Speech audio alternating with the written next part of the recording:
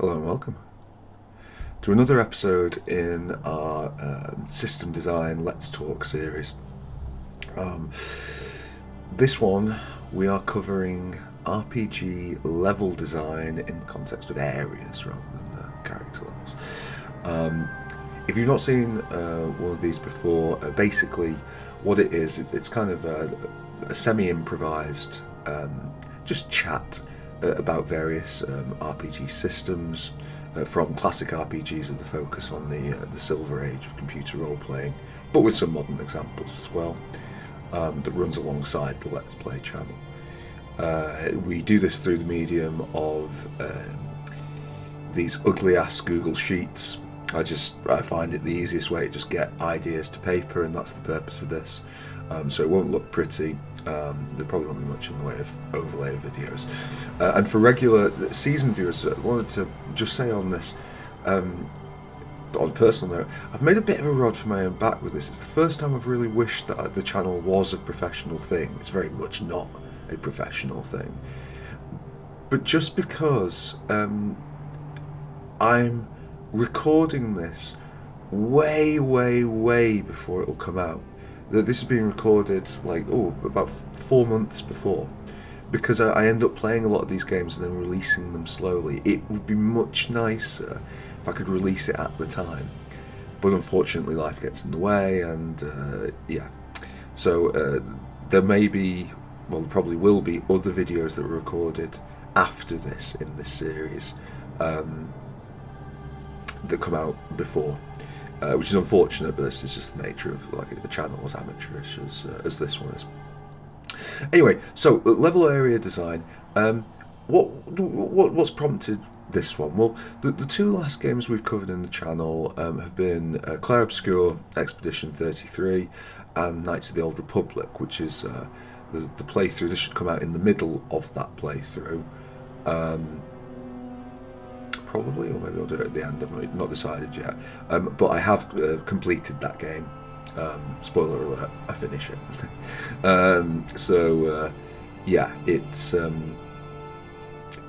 It's done with those two games mostly in mind. But it's been a bit of a bugbear for me in for a long time with this. I can think of a lot of example games, some of which I've covered here, and others which I haven't, where the level design, to my mind, has not been good. And I don't think generally that RPGs are a good genre for level design. I think it's something that we tend to have as very much a secondary or even tertiary concern, while we're focusing on primary systems like the level up, the character level system, class system, or character narratives. Anyway, so what are we looking at today specifically? Because you might notice, I don't know how the other videos will be in between. There's quite a few tabs for this one, because there's a few things I want to clear up at the start. So we're looking at challenge and layout design in the context of subdivided areas of the game. So what we might otherwise talk about in more structured game, platform game design as stages, various sub areas. We'll talk about that in relation to the games in a bit more detail, and we're actually talking as well about the accessible player areas. This is something that came out of the Clair Obscur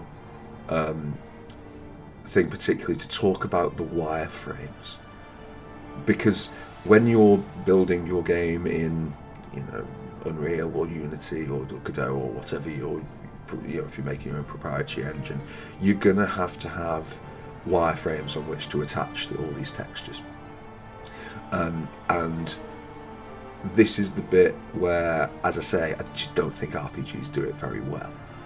When you compare that to a lot of very good first-person shooters, or certainly platform games, I think it's something that we sort of come to last, but it does make a difference. What are we not looking at? So we've already done. We sort of covered it a little bit. It's really hard for me to know what we've covered already, because, as I say, this is recorded in a bit of a strange order. We're not talking about like the individual encounter design. I know that in the level scaling video we discussed a little bit that of how you make that, you know, potentially interesting or not interesting. It's not that, it's more about the accessible areas and the overall pattern of the encounters within the areas. I feel like I could have phrased that in such a way that like an area, a level in this context, is a geographical area filled with specific encounters. It's also not about world map design. This exists sort of in between the two, and maybe at some point we'll do like a sort of tiered approach to this to see, you know, where does world map design sort of fade away and area design, level design kick in, and then where does level design fade away and encounter design kick in. But it's not about that, and it's really nothing to do with the art direction in terms of the world development. We'll make reference to the art direction and the stylistic choices that you're making, because it will inform the decisions that you make in terms of your level design, but it isn't in and of itself a prime consideration here. We are thinking about the wireframes, and yes, there's, you know, absolutely, you know, if you're why does it always fucking come back to sewers levels? But if you're building a claustrophobic sewers level, then your wireframes will be different to if you're, you know, fighting on a huge open field. But that should be fairly like there's a balance with that, and I think your level design is we'll come to that in a second. There's also like some horrendous naming conventions with this, because when we talk about level design in any other bloody genre, it's just like, oh, it just means level design. You know, you said there, even in the sandbox games, like, you know, we talk about level design as just challenge design, and it's just the industry term.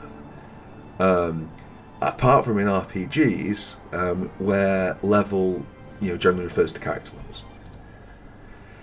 So if I say level design in the rest of this talk, I am talking about the general process, of area, zone, stagecraft, and just general design considerations for that.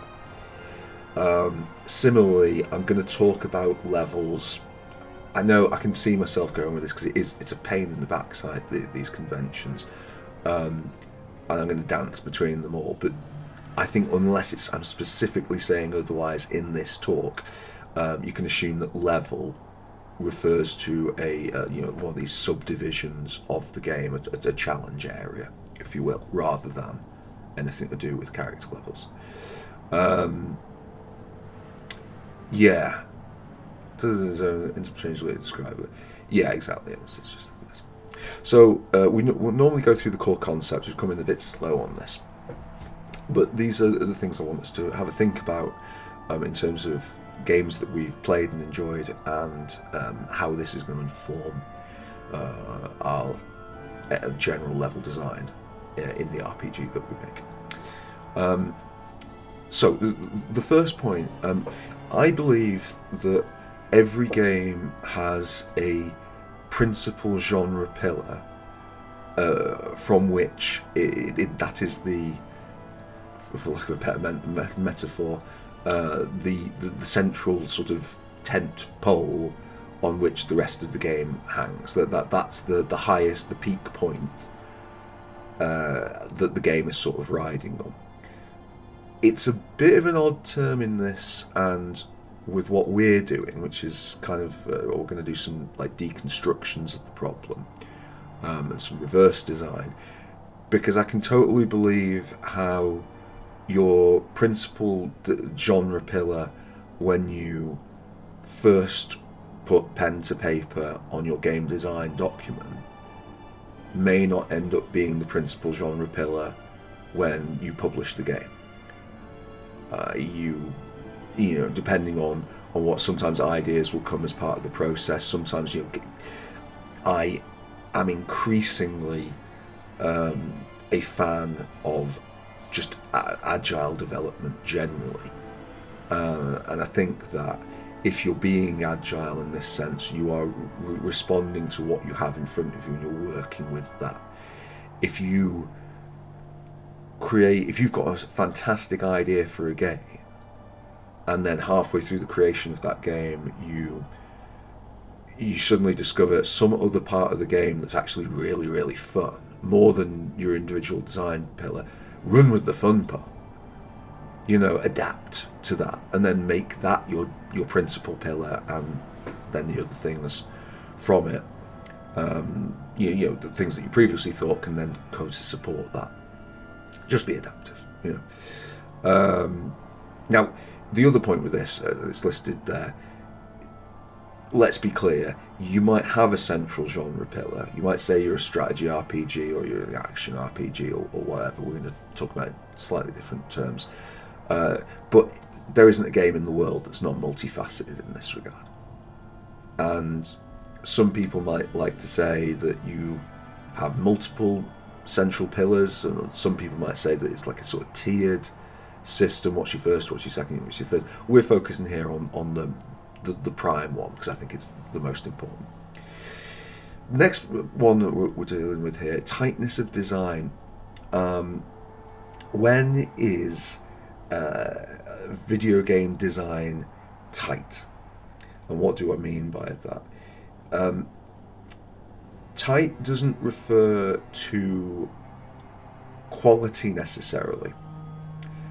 You can have a very, very unenjoyable game that's got extremely tight design, and you can have a game that's really, really good that's got very, very loose design. It's basically, and it's not necessarily about linearity. I think, I know I bring it up on the channel a lot, but I'm a huge fan of it. I think something like Breath of the Wild, I know it's not an RPG, but I think it really does merit discussion on this particular point, because the Breath of the Wild has got a surprisingly tight level design, given that it's a almost entirely open world game. I could talk about Breath of the Wild all day long. I think it's a really interesting piece. It doesn't necessarily have, in what we're going to talk about, tight level design because it's open world, but it does have surprisingly tight level design. This basically, it's the extent to which area stages build player understanding through stage challenges, increasing in difficulty or complexity in a deliberate fashion. So, are you making each stage a lesson, basically? Is each part lending on, and do the problems or challenges that you're creating in your game build on the existing challenges, and do they build in a very structured way, or is it much more loose? Is it is it down to the player? Is it and this is really quite common, I think, in a lot of games, RPGs. Do you just stick a room with 5 orcs in, and then the next room is a room with another random amount of orcs? Is it that loose? And it can be, and we'll be covering games where it is very, very loose, but it can still work. Linearity is just the extent to which there's variance in the accessible areas of the game. Can you go where you want to, basically, or is it, are areas and stages sequential?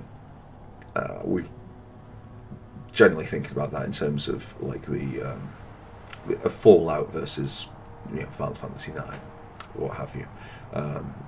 Is it one part after the other? The player story, we'll cover this a little bit. This is the emotional experience of the player rather than the story of the game. How does the player feel in terms of their engagement with the challenges and their development? What are their emotional responses? Or what we're trying to, and this really comes in as well with the tightness of design of like, how much are you hoping to control that? Again, this is within level design. We're not necessarily talking about it in terms of the player's story, understanding the game's story. You know, the game story is something that we're really going to cover very much at all on this one. And the last one's it's something nobody seems to use this phrase, and I just think it's, or like I've not read it used by anybody else, but it seems strange. Combat puzzles. I think this is something that, particularly in the Silver Age, you see an awful lot of. Baldur's Gate 1 and 2, and actually to a lesser extent 3, the primary gameplay loop is solving these procedural combat puzzles. How do I win this combat using tactics responding to what's happening in front of me?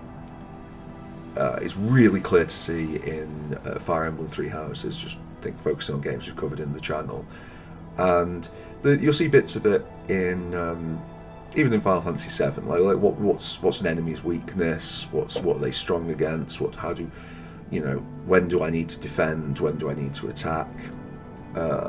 Things like that. Like not every game has combat puzzles.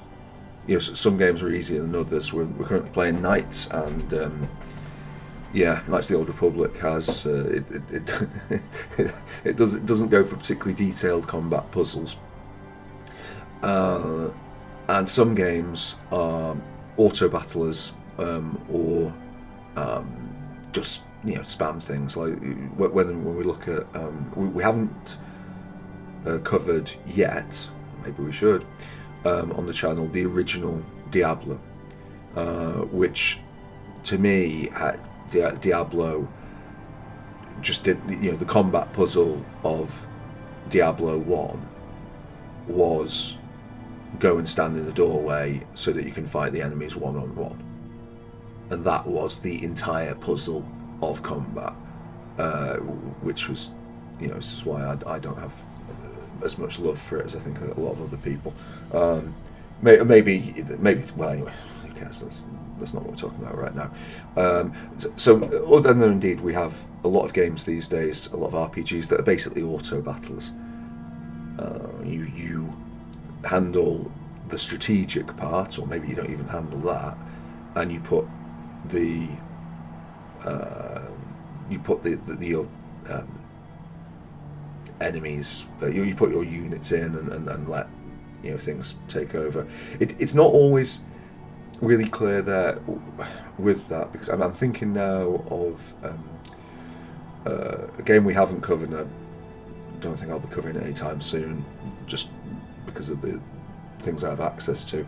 But Unicorn Overlord is a slightly strange one with that, where it's an auto battler, but it's a quite, not hugely, but it's a quite strategic auto battler. There's no tactics, there's only strategy, and it's interesting. I would like to play that again. I've only done a few hours in it. So we come back to our tier list. If you've not seen this this tier list, I haven't got the image on this. Superimpose the image briefly of the tier list on here, and excuse me. Who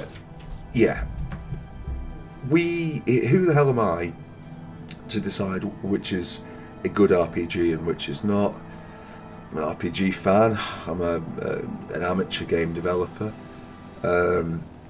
I just think with this that, firstly, it's a bit of fun.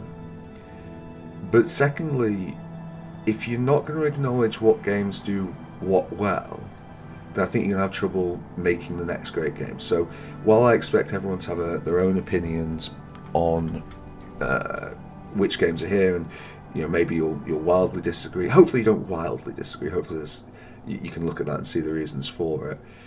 But yeah, we someone's got to do it, and we're doing it. So welcome aboard.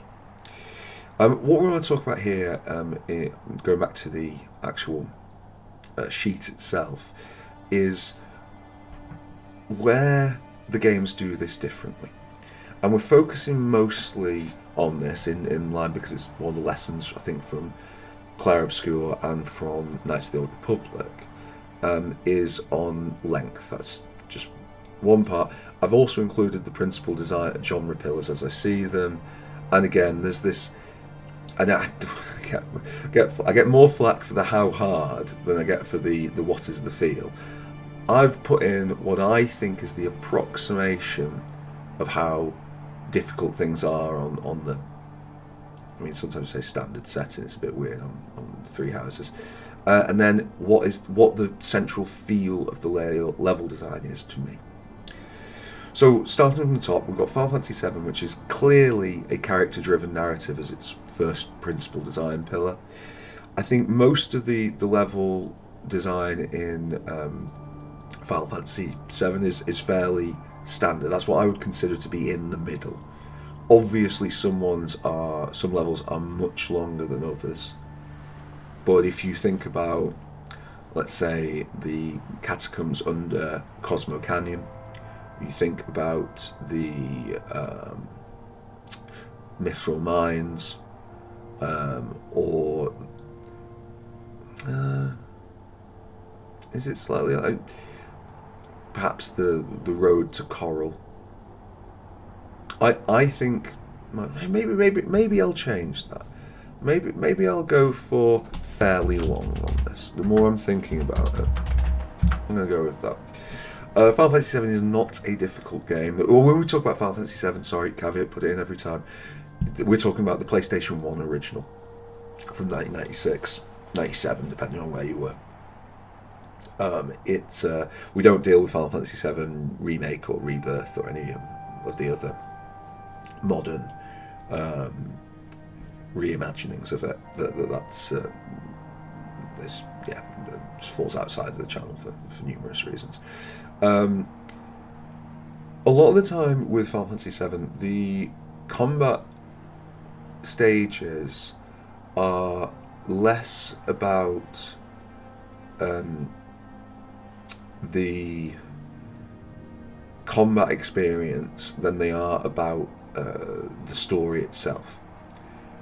I think that there are some exceptions, obviously, but the final dungeon, the Northern Cave, being a really classic example of something that is just a clear dungeon, as is the is it called the Hidden Forest, the forest up on the cliffs above Cosmo Canyon. But most of the time, the stages are telling a story. And I can't think of a better example in the entire game than the road from the road to Coral, where I think like that is something that is really leaning in on an emotion, like again working with the music with that. So when it's not doing that, when there isn't like an emotional or narrative impact to it, like again, another area is like the handles the narrative, I think, is the when you go, not in the flashback but in reality, when you go to the Mount Nebel area and you're going through there, when it doesn't feel like it's part of the story, that's when Final Fantasy VII gets a bit ropey in terms of its stage design, in my opinion. I think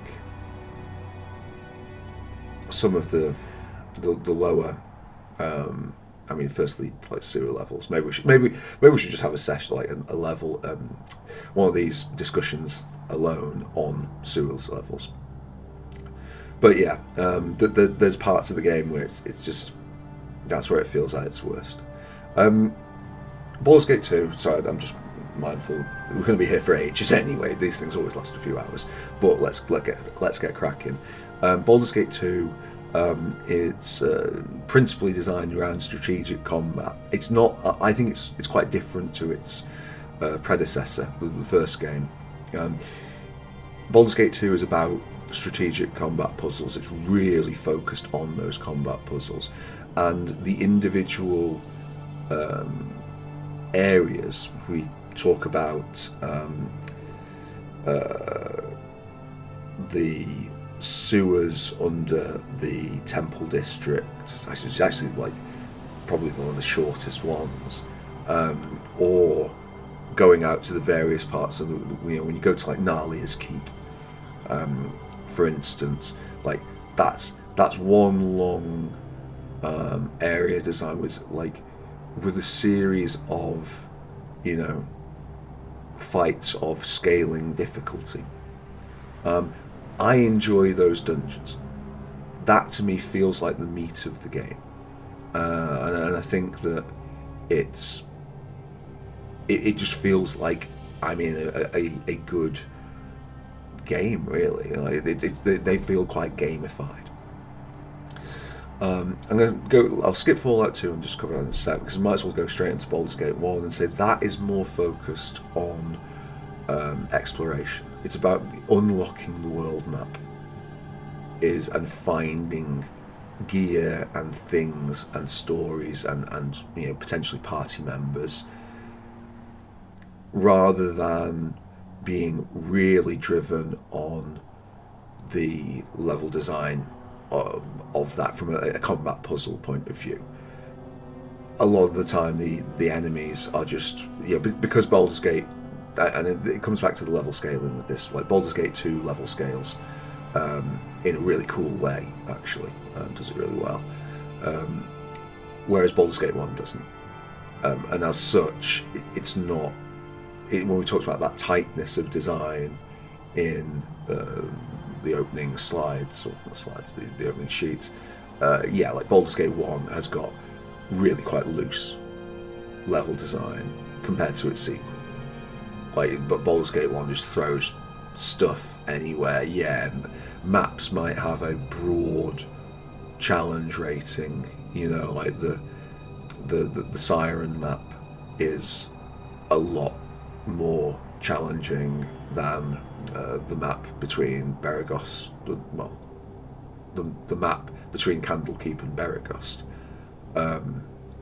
It's not quite, what I mean, those early stages.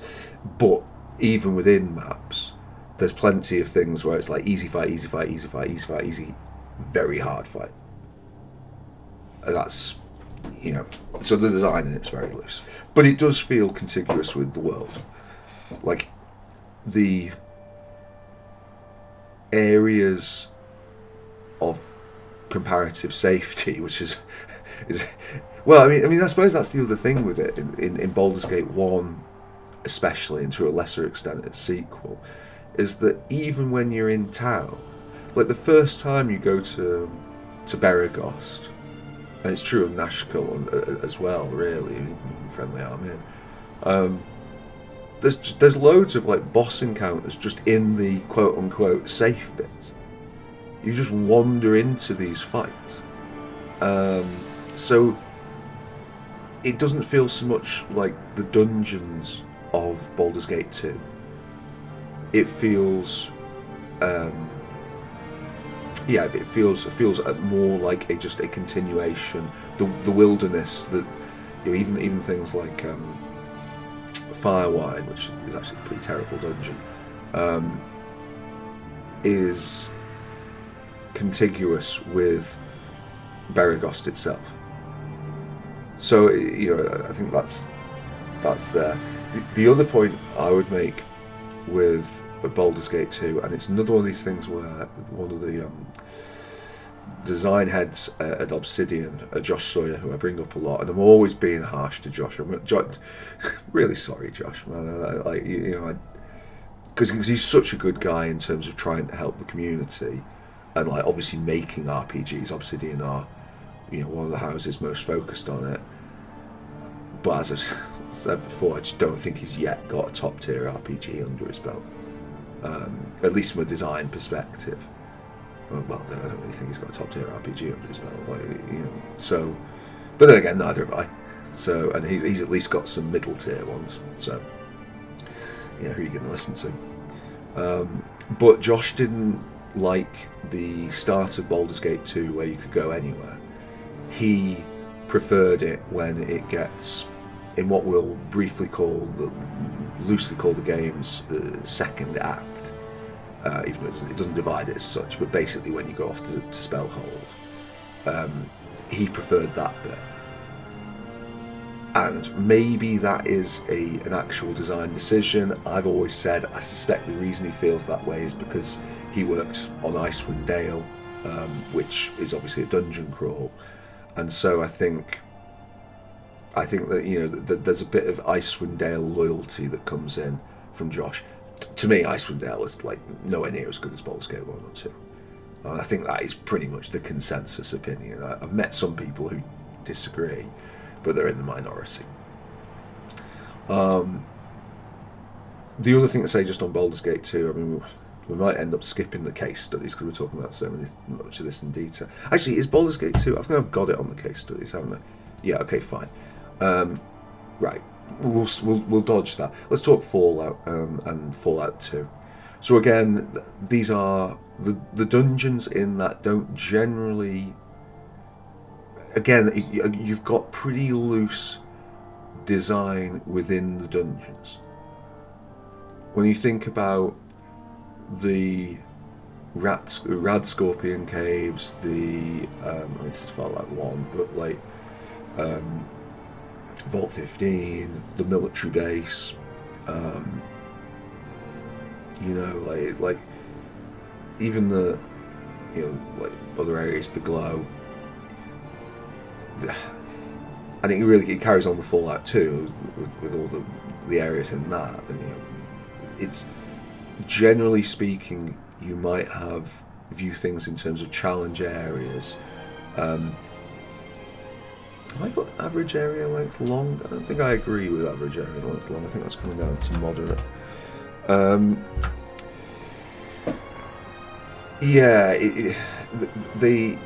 They tend to be very non-rigid, just populated by the creature of that area. An area will have a creature, and you might have one sort of pseudo boss. Like a mole rat amongst cave rats and pig rats or something of that ilk, but it doesn't have a sort of a boss structure. It's going for more of a living contiguous world, and I think that informs the design there. Bloodlines, we're not going to talk about that in detail, so let's have a little bit of detail here. Bloodlines is such a weird one, and I don't know, I'll be quick on it, but if I can, because it's, as I say, it's arguably it's a skill-based game and really shouldn't be here were it not for its obvious quality. Got a very weird open world. You can go absolutely anywhere within the very tight boundaries of the place you're in, but when you're in the levels, the Bloodlines doesn't list itself as such, but I would suggest that Bloodlines really divides itself into chapters. It is kind of an open world game. There's some really cool stuff. We'll have to play Bloodlines at some point. Even though it is a bit of a wank fest. it's a really, really good game in that sense, but the chapters are generally concluded with an extensive dungeon. And when I think about going around Santa Monica, and that was going around Santa Monica was really enjoyable. I really loved exploring that world and like meeting the characters, and it's weird, it's dark and it's seedy, and I'm like finding stuff, so that'll help me. I got some experience of that, and like there's a really nice level of interactability with the world. And then towards the end of that chapter, you go to a hotel. Again, it might even have the same name as the one in The Shining, but it's I'm thinking it's the Overlook. I can't remember what it's called now. And it's just a long, continuous dungeon that sits kind of outside of the of all the parts you've enjoyed thus far. And it's like, it's not even like it's a badly designed thing in and of itself. It's got a certain amount of, you know, it's all things relative, but it's like almost like puzzle design going through. It's in a weird way, the level design of it almost reminds me of kind of like like one of the early Zeldas, if anything, even though it doesn't look anything like that.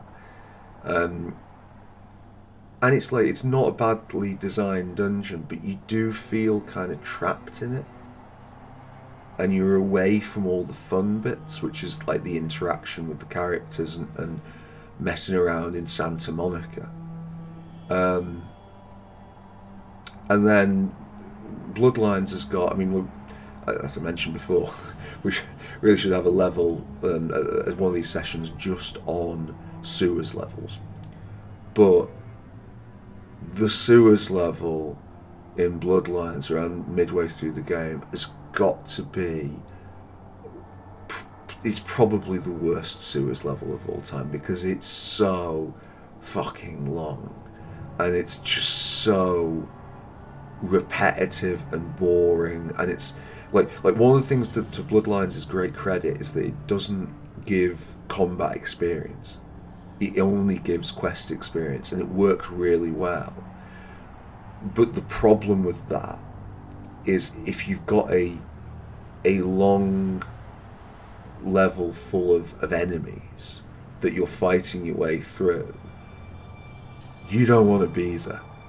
There's no joy to that.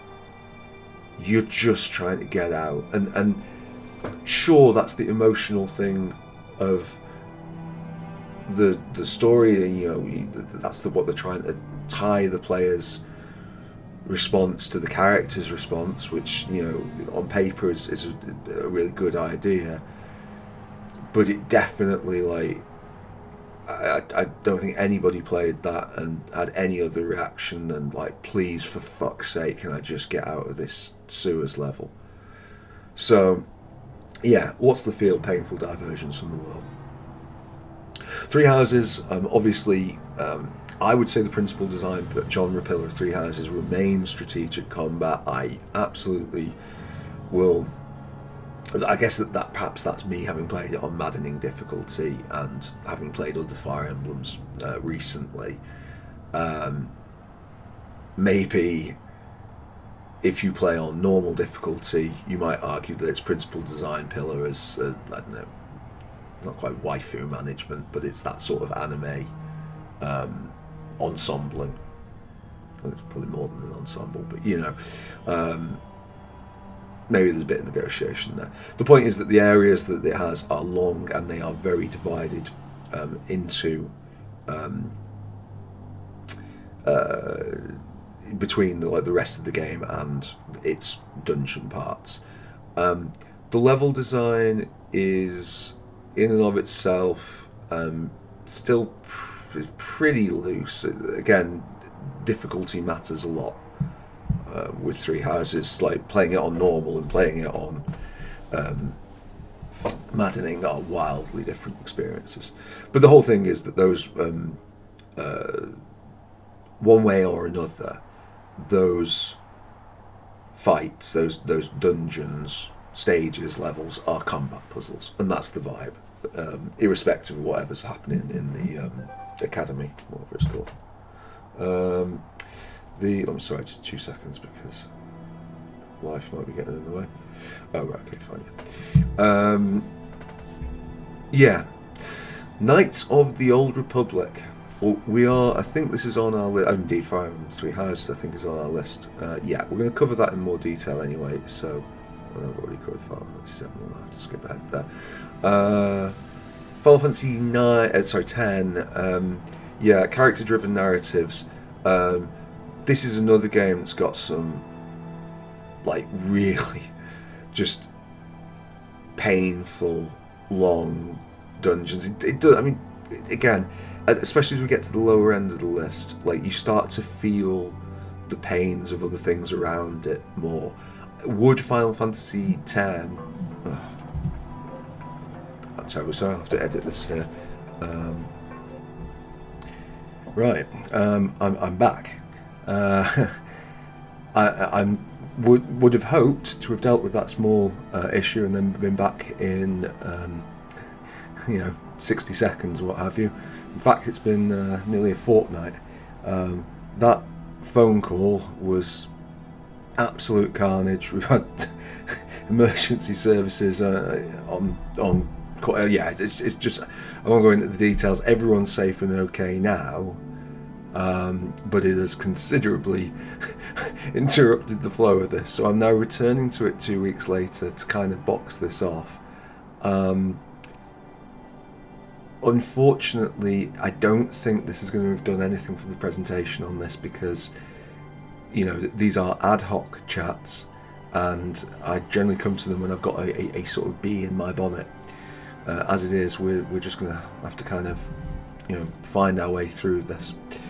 So yeah, we'll carry on. Let me just, before I do anything else, can I move that over, and then I can see this a little bit better. So when we left off, we were talking about Final Fantasy X and some of its areas. No, all the Final Fantasies followed like a general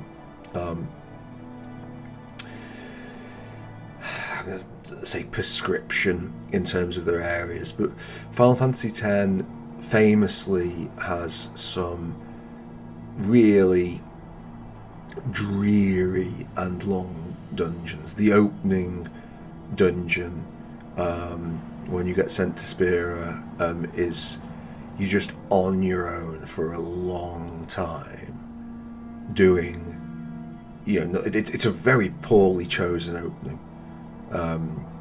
It's doing not much to establish. It's again, I mean, obviously we've criticised Final Fantasy IX a bit, but with Final Fantasy X, you can sort of see the modern Square Enixism of the storytelling devices are beginning to get lost, even though Final Fantasy X is generally quite good.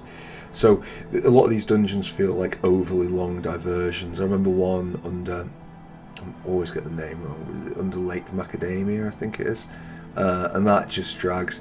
I don't know too many people who enjoy the temple puzzle elements. Yeah. Baldur's Gate 3 is... It again, I mean, I guess it comes down to this open world aspect, because, like, on one hand, there isn't really a world map so much as, a single branching fork as to where you go. But then within those areas that you go, there's an awful lot happening. So it doesn't generally, in my experience, it's got this thing that it takes it from the first Baldur's Gate. It does it really well, in my opinion, which is to make the quote-unquote dungeons feel seamless and integrated with the main world. It's also, I mean, the other reason why it does this and kind of needs to do this is because it's trying to bring tabletop to life in a way that Baldur's Gate 1 and Baldur's Gate 2 just aren't. But the idea of who you are, your character creation, choices mattering, your role mattering, and being able to role play through that. I sometimes I almost feel maybe I'm being a bit harsh with Baldur's Gate 3 to have it as low as B tier. It really is a fantastic achievement. It just, there are the bits of it I dislike. I just dislike so much. So I guess we've said there it's very, very long areas, but when the areas are contiguous with the world, that's that has a completely different feel to something like in Bloodlines, where you're in long dungeons that feel separate and distinct from the world. So I think that's very much to its credit. I've noticed past me here has described the principal genre pillar as a character-driven narrative. I'm not sure I'd necessarily agree with that. I think it's more about trying and failing to represent the best of tabletop in the game. Clair Obscur I'm actually going to skip over because it is on our case studies list, so we're going to be talking about that in more detail anyway. Might and Magic, and to a much greater extent Morrowind. Might and Magic, short areas in the first half, long areas in the second, but it's generally speaking the feel of it is loot management. So yeah, the level design, we talk about that at the start of the video, I think we did, like as in the tightness of the design. Might and Magic 7 is very loose. They basically just like, here's an area, there's a certain amount of art design that goes into the area, but in terms of like the monsters that are there, they just dump whatever they've got, whatever's the new hardest thing goes in. There's no sort of pattern to it. They're not like they're not building challenge levels. It's just there. And Morrowind, which it really is now like so sandboxed that I can you say that Morrowind even has level design? It just, everything just seems just thrown together in hodgepodge, and for the player to make of it what they will. Like, really, I'm thinking at some point of covering Morrowind on the channel, and it'll be a pretty critical covering, I imagine, because there's so many elements of it that are just like the whole leveling up system is just absurdly loose. And then, did we include Dragon Age Origins in our case studies? Seems that we didn't. Dragon Age Origins is a bit of an oddball with this, because I think it's for all its other problems, it actually does have once again I can see that special case, meaning that I'm still undecided as to how I want to label Dragon Age Origins. But yeah, the level design's probably one of the best bits in it. I feel like there's genuine sort of puzzling and progression to it. It's not necessarily like, when we talk about tightness of design is about whether or not you are specifically engineering like an experience, a building experience, and I don't think that Dragon Age Origins is necessarily tight in that sense, but I think it's always, with any of its dungeons, it's thinking about, well, what does this dungeon mean? What does this, what are the themes of Redcliffe? Like, not just the themes as in like the narrative themes, but like in terms of to me Redcliffe is about like like wave defense. Like there's a lot of big combats like that, whereas like the Mage's Tower, whatever it's called, Tower of the Magi or whatever, it's much more about puzzling and following a process and working things out. It's a very different experience to Redcliffe, and I think arguably those two are the bigger two outliers. I can't really remember the Dwarven City, Ozimar, what's it called, and the other one's the Mount somewhere. Oh, the other one is under the wild areas, which I suppose has a different thing as well. That of just like running into they feel different. So I think that there's credit there. Wizardry 8, I don't know why I've included that. I just hate it. And I think the design is just tedious as well. But anyway, in the interests of time, because it was already overrunning this video, and now it's going to overrun again. This space in between is unlikely to have done it any favours whatsoever. I feel like in the last video I talked about a lot of these anyway. Like I think that Final Fantasy VII and Baldur's Gate 2 kind of had their discussion points. I'd rather, I suppose very briefly to summarise, I think Final Fantasy VII tries to interweave its dungeons with its emotional storytelling, and is in that sense about a sort of, it gets around some of the length with the sort of contiguous narrative experience that it winds in. I still think that with Final Fantasy VII, what it does very well with this, and arguably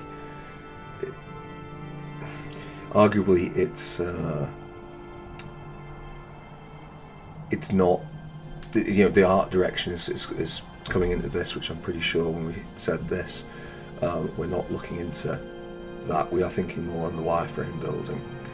But what Final Fantasy VII likes to do generally is have a couple of short linear sections, and then between that sort of hub town like areas. And these towns, you think about like Sector 6 slums, or like we mentioned Cosmo Canyon before. There's a certain amount of, even though it's a linear experience, it's a lot more open, certainly than a lot of the later, Final Fantasy, the Square Enix Final Fantasies. Even when their worlds are open, they're actually, we could talk about Final Fantasy 15 really as something that, it's an open world, which is nice, but like the towns are disposable. They're not really like, they're more like notice boards than living, breathing towns. And the challenges are non-structured as well, but that's a different game. Does Final Fantasy VII have tightness of design in basically explaining mechanics and things and building on that? I think so. I don't think it's like super tight, but I think it, like, one of the reasons I and like many other people would consider the PlayStation 1 Final Fantasy VII to be quite an easy game is because it does a very good job of explaining the various systems you're working with. If you understand elemental and added effect and make the most of that, it's an absolute breeze for the most part.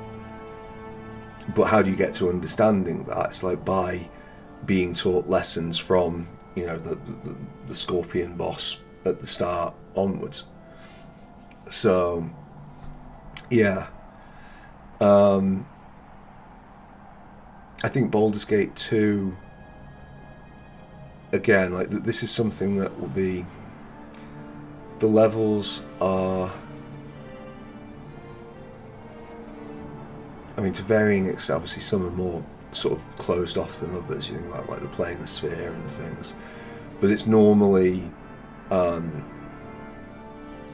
short exploratory wireframes, punctuated by trash fights and then sub-boss fights and then boss fights.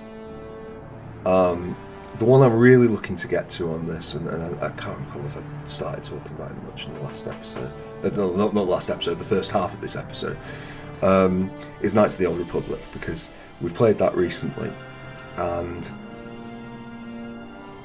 I guess maybe that you could even like compare, like these two are like quite contrasting in like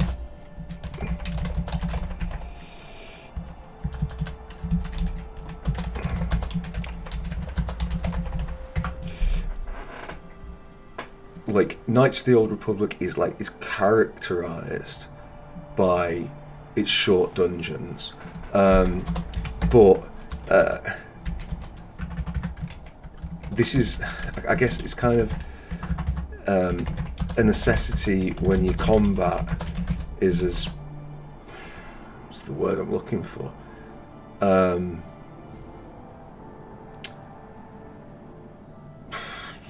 That's a better word than lame. I'm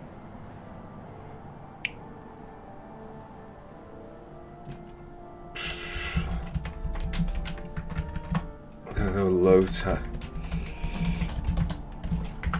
I guess it's kind of the point with this of like the reason Knights gets away with having low tactical combat, and the reason why its short dungeons work. You know, one informs the other. I don't think, like I think generally speaking, dungeons, I call them dungeons, but like levels being combat levels, I suppose, speaking, so maybe we will use the term dungeon, even though that's a bit of a weird one to say in the world of Star Wars. When I think about the sewers level in Knights of the Old Republic, it's the best sewers level in any game ever. Why is it the best? Because it's the shortest. Because sewers levels are generally dreadful. We do need to have a hopefully by now we've already had a video on that. But Knights of the Old Republic breezes through it because it's just so fast. I think if there was more going on with the no, you're joking. Oh, right. Sorry. I'm never going to finish this video, I swear. Just... There's another call for that. I've had more calls in this video. Anyway, where were we? Yeah, so Knights of the Old Republic. I guess the lesson from that is that, like, if you're concerned that your combat isn't involving, like, I guess let's have another comparison, another game we covered on the channel. Like, so Fire Emblem Three Houses has, I think if we exclude the auxiliaries, I would describe it as having like long dungeons. Some of the ones towards the end of the game are massively long, but you only have to look through our playthrough of that to see that, you know, like there's, we're talking hours long, many of them, but it's fine because Fire Emblem Three Houses has got this, and I will describe it as this. I know, like, what other criticisms I have of the game. It's got deep strategic and tactical combat.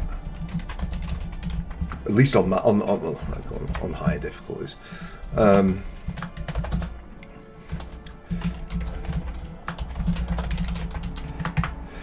I suppose the point that I'm sort of trying to make with this, like when we talk about the length of this, because this is something that characterises Knights of the Old Republic, and I'm actually going to say something else here. We'll put it in the middle.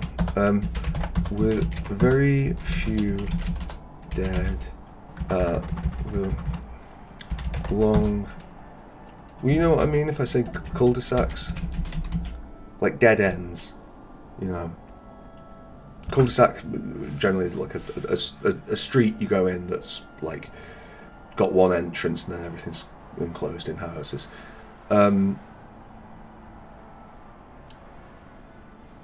Fire Emblem Three Houses, it has these long dungeons because of that deep combat, and it can get away with it as a result. It's also got like a total separation. I'm just going to bounce between all of these.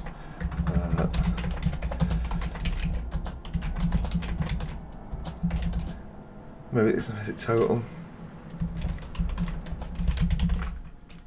I think we'll say lots of separation between the story and combat worlds. So if Knights of the Old Republic had dungeons as long as Fire Emblem Three Houses, I think people would be pretty nonplussed with it. I think that would be a real point against it. And I think if Fire Emblem Three Houses, with all its deep strategic tactical combat, if all the maps were, 20 minutes, 30 minutes long, well, I think you'd be cheesed off with that.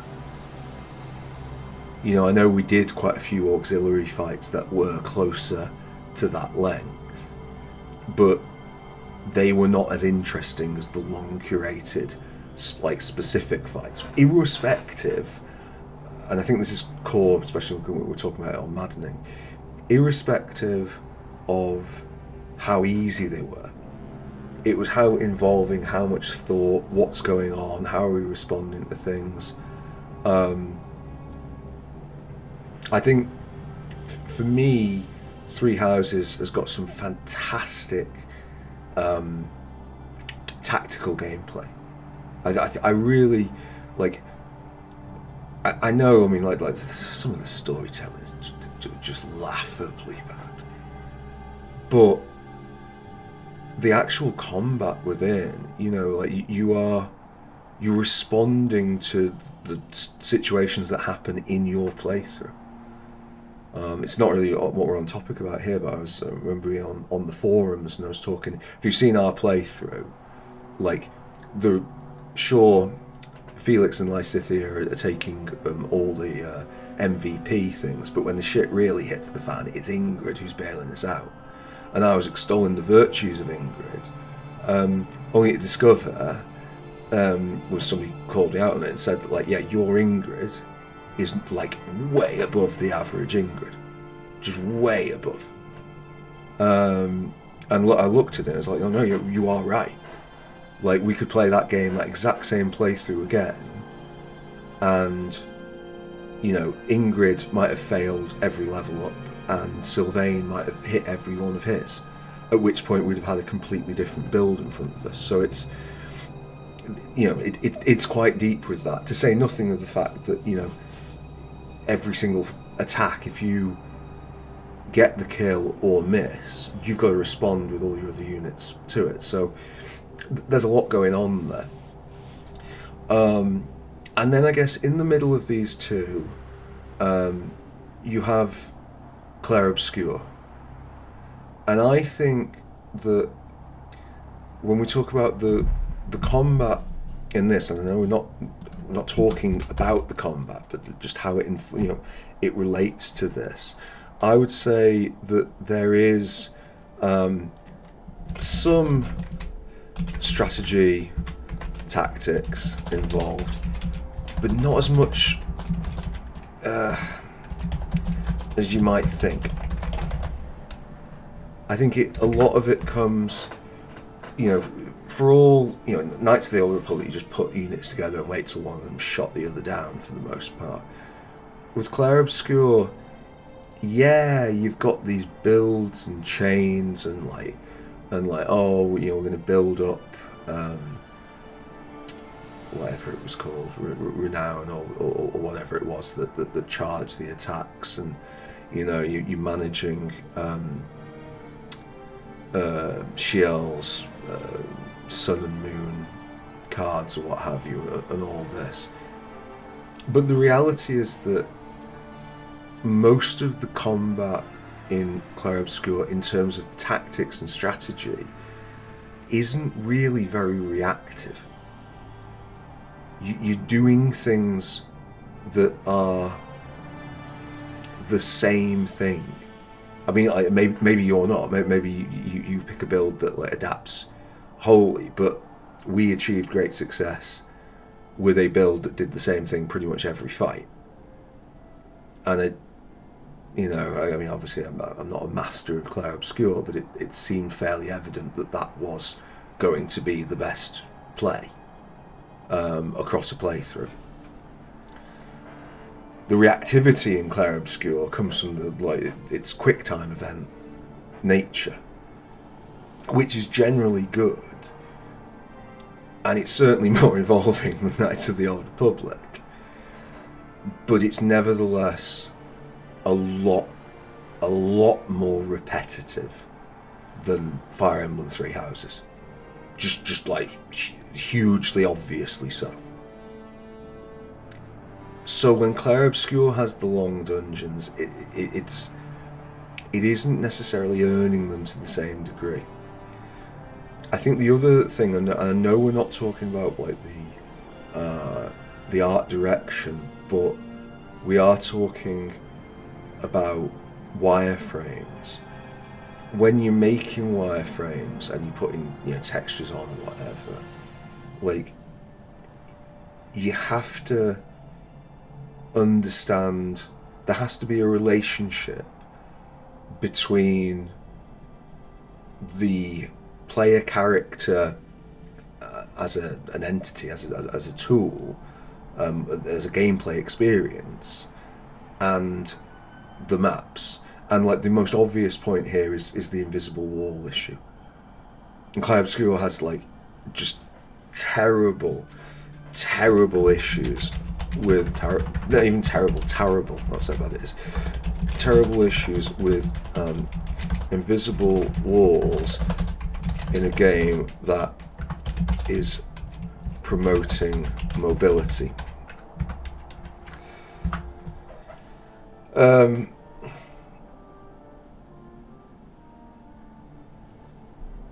I think with that, I mean,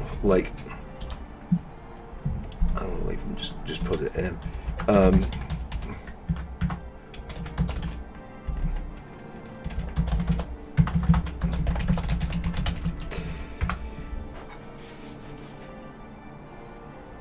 Invisible walls have got a long and storied tradition in the RPG genre. Final Fantasy VII's got tons of them.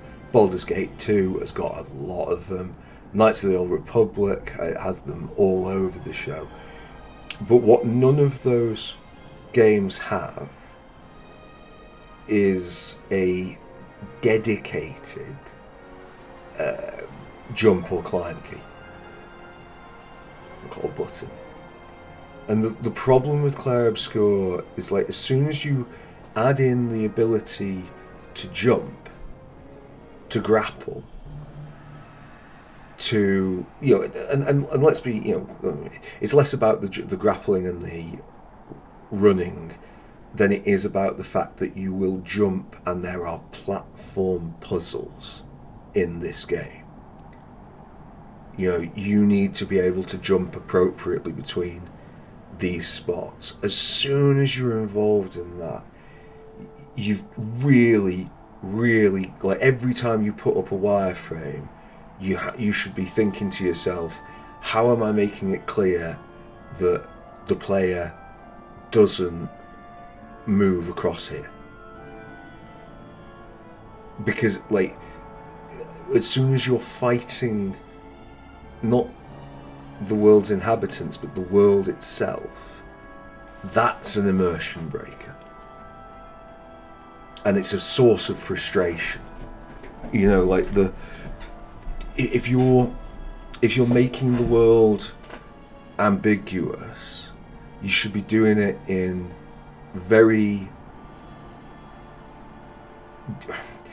in ways that are creative and rewarding.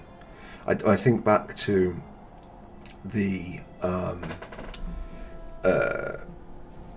on the road back from Coral in Final Fantasy VII, the road to Coral rather, right in the last section of it, I think it is. Well, this is the penultimate one. You cross a bridge. You have to set the bridge down for one half of your party, and then you cross on the other.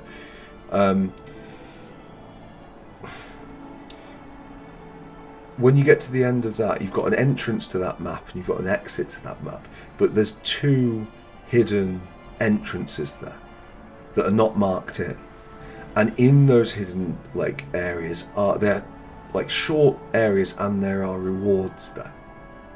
You know, whether or not you take them or not doesn't matter, but they feel like reward sections. And that's an example of there being a certain amount of ambiguity in the mechanics, or the mechanics telling fibs, and that's okay, because you're, you know, like, oh, I didn't expect that, and I've got something positive out of it, is a nice feeling. Trying to jump on a platform and going, I think I can jump on that, but I'm not sure, oh no, I can't, is not a great feeling. And when you've got that happening, like, on a sizable portion of the maps, a sizable amount of the time, that's a problem. It's not a problem with this, like, if we go back to Knights of the Old Republic, sometimes in Knights of the Old Republic we can't go somewhere. I saw a meme on this recently, but it's true of Knights of the Old Republic, it's true of loads of RPGs. You can't go down an alleyway because there's a box that comes up to halfway up your shin that's in the way of that alleyway, and that blocks you off. And of course, in reality, like, the character could walk around it, they could step over it, there's all sorts of reasons, but because the player knows that there isn't an edge past button, there isn't a climb over button, there isn't a jump over button, it doesn't feel ambiguous. The other thing, obviously, in Knights of the Old Republic, Knights is using a map system that's very clear as to what you can do. I'm not huge on mini maps. I think I remember playing. Oh God, I'm gonna get some flack for this. I remember playing Witcher 3 and realizing that most of the time it was more convenient to navigate using the mini map than it was to look at Geralt, which I think is a problem. And I've seen that in a few other games as well. So, like, I think generally, maps are okay. Mini maps, dangerous game. And I like the fact that Clair Obscur doesn't have those maps for a while. But a lot of the time, the wireframe design of Claire's dungeons, it's like it starts off positive. I'm going to say, like, the long wireframes using set patterns start positive but get repetitive, and they do. You know, like a lot of the maps in Clair Obscur feel functionally identical, and there's just a lot of sort of traipsing about. I know we're not here to talk about the art design of it. I don't think that Clair Obscur gives very much thought at all to its art design within its levels. I think each level has a theme. I don't always like the theme, but I can see that they've gone in with a thought of this is what characterizes this area.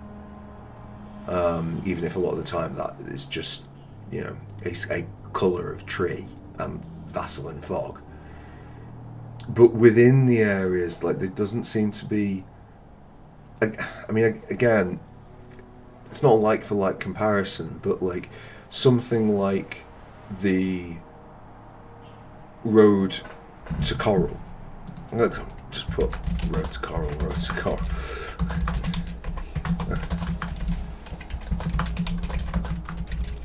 Like, it's incredibly well segmented in terms of the art design and what each section is trying to evoke. Whereas I think in Clair Obscur, it's just the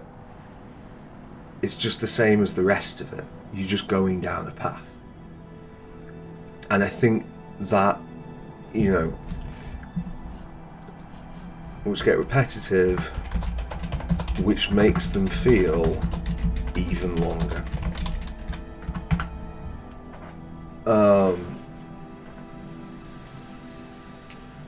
I also think that the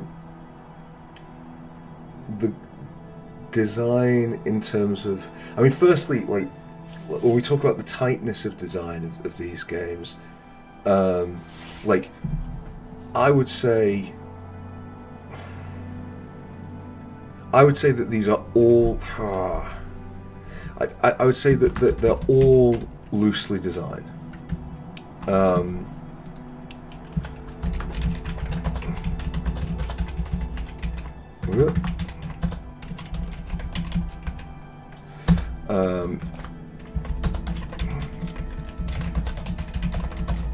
Challenge, italics within its levels, dungeons. And the reason I put those italics in is because Fire Emblem Three Houses does it through its difficulty settings. You know, that's how it structures its challenge. Like, I think, you know, going back to the all these games, like, there is, you know, Baldur's Gate 2's got a difficulty setting, Fallout 2's got a difficulty setting, Knights of the Old Republic, I don't think has, Baldur's Gate 3 has, Clair Obscur has, Morrowind obviously has its one you can turn up and down, Dragon Age has, pretty sure Wizardry had. But I don't think any of them lean into their difficulty settings as much as Three Houses. You know, and if, by the way, there's loads of people who play Fire Emblem Three Houses who play on normal, aka easy. You've got, maybe if you've not seen the playthrough, it's the difficulties are normal, hard, and maddening, which are basically easy, medium, hard. Loads of people like to play on easy and play again and again on easy and have a lovely time on easy. Fine, you know. But in terms of the challenge structure, more of it comes from the difficulty setting that it ever does from the levels. You know, on the maddening run that we did, sure, it was a learning curve, but I stand by the fact that I think the first mission is the second hardest. I think first and then chapter 13. Well, chapter 13 is the hardest, and then I would say first, and then I would say the final mission. So it doesn't rely on any tight design there. Knights of the Old Republic just throws bloody anything at you. I mean, it's you know, the dungeon design itself. I mean, like dungeons and combat are really an afterthought.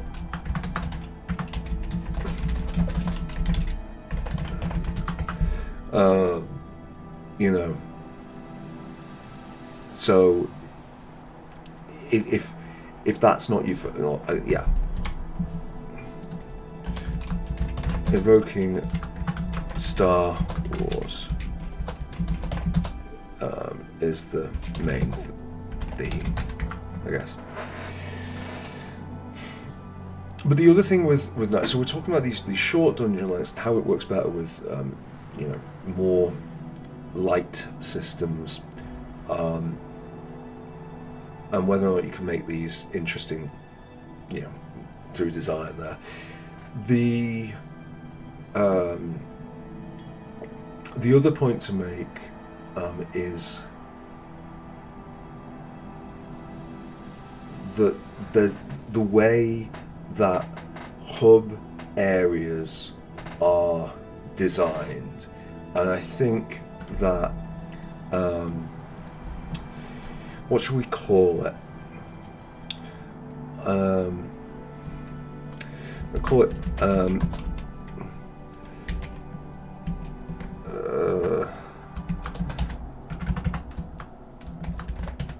go non-combat areas feel lived in.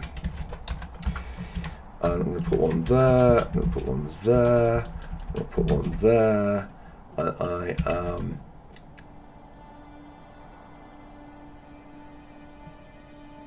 maybe I want to rephrase this because I don't think it really applies to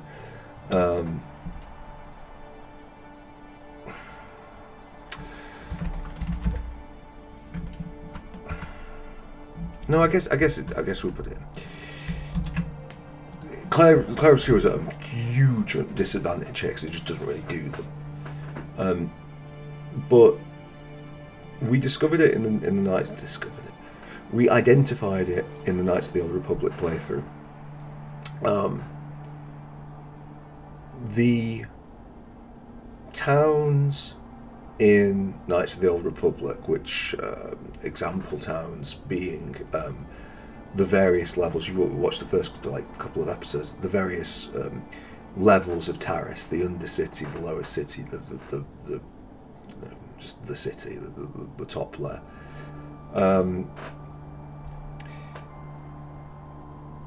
When you have dealt with a person, you have not necessarily dealt with them for the final time.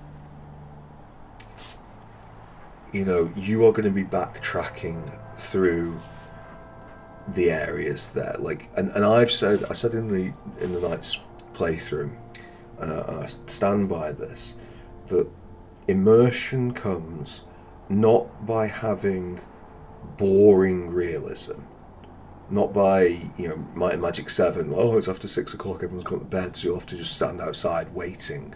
Yeah, especially, I mean, that's an especially bad mechanic, because realism, that realistic worlds that result in unrealistic feeling responses. You know, it's 6 o'clock, the person who gave me the quest has gone to bed, so I'll just have to wait till the morning. I'll stand outside his door, not sleeping, for 12 hours and 1 minute. And then he'll be up and awake and ready to take the quest, hand in or whatever. That's a particularly silly example. But a lot of games, like the Elder Scrolls and Bethesda Fallouts and things like this, seem to think that the best way to handle immersion is to take dull aspects of realism and make sure that's present. You can go in every single house. Is there anything interesting in those houses? No, but it would be unrealistic if it was interesting, wouldn't it? It's like, well, yeah, okay, but that's not the root of immersion. The root of immersion is how much you can forget yourself as a player. And when it comes to making your towns, your area design immersive, it's about whether or not these areas feel lived in, whether or not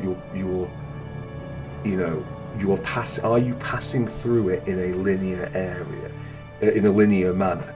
It is okay, I've been and spoken to the shop person once I leave the apartment block in Terrace. Now I've spoken with them, I never need to go back to that person again. Done. It's done.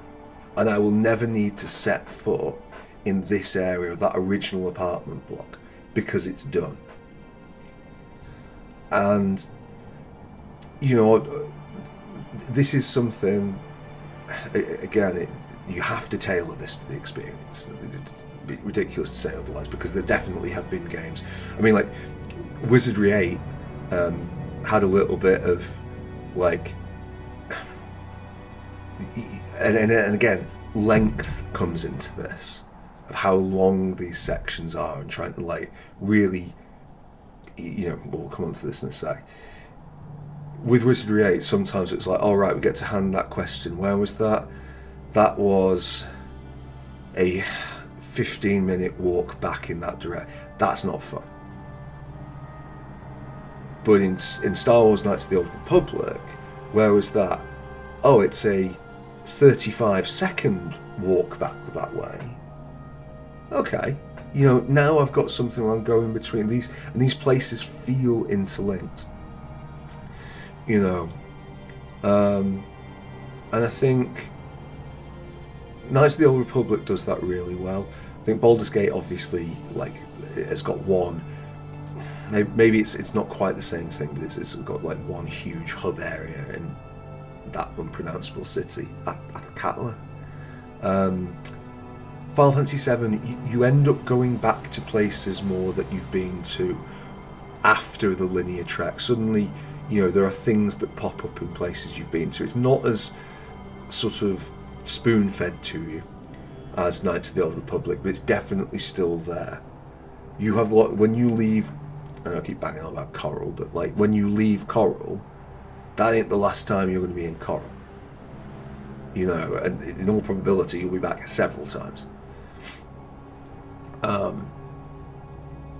But when it comes to this, I mean, like, look, that other key aspect is the length of time that you're doing things in these back and forth areas, and this is where Knights of the Old Republic gets it really, really right, because I think, and you may agree, you may disagree, and there will be some level of right or wrong answer to this, and BioWare would know. I think that the platforms in the platforms in Taris that separate the apartment block from the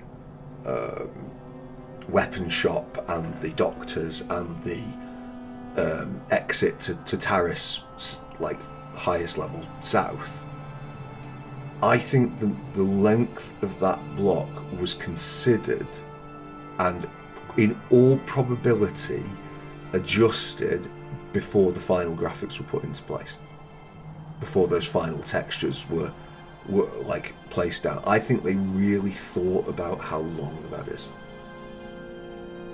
and this is where it's one of the many aspects of the tightness of design, and it informs the player's story, is how long do you want your player to be traipsing? Like, I bang on about this ceaselessly, but the most important, if you're doing any sort of temporal art, the most important thing is your pacing, and that doesn't mean that your pacing has to be rigidly templated. I mean, I've often complained that I think with a lot of American TV shows, like the templating can be like pretty obnoxious, like the way things are like copy paste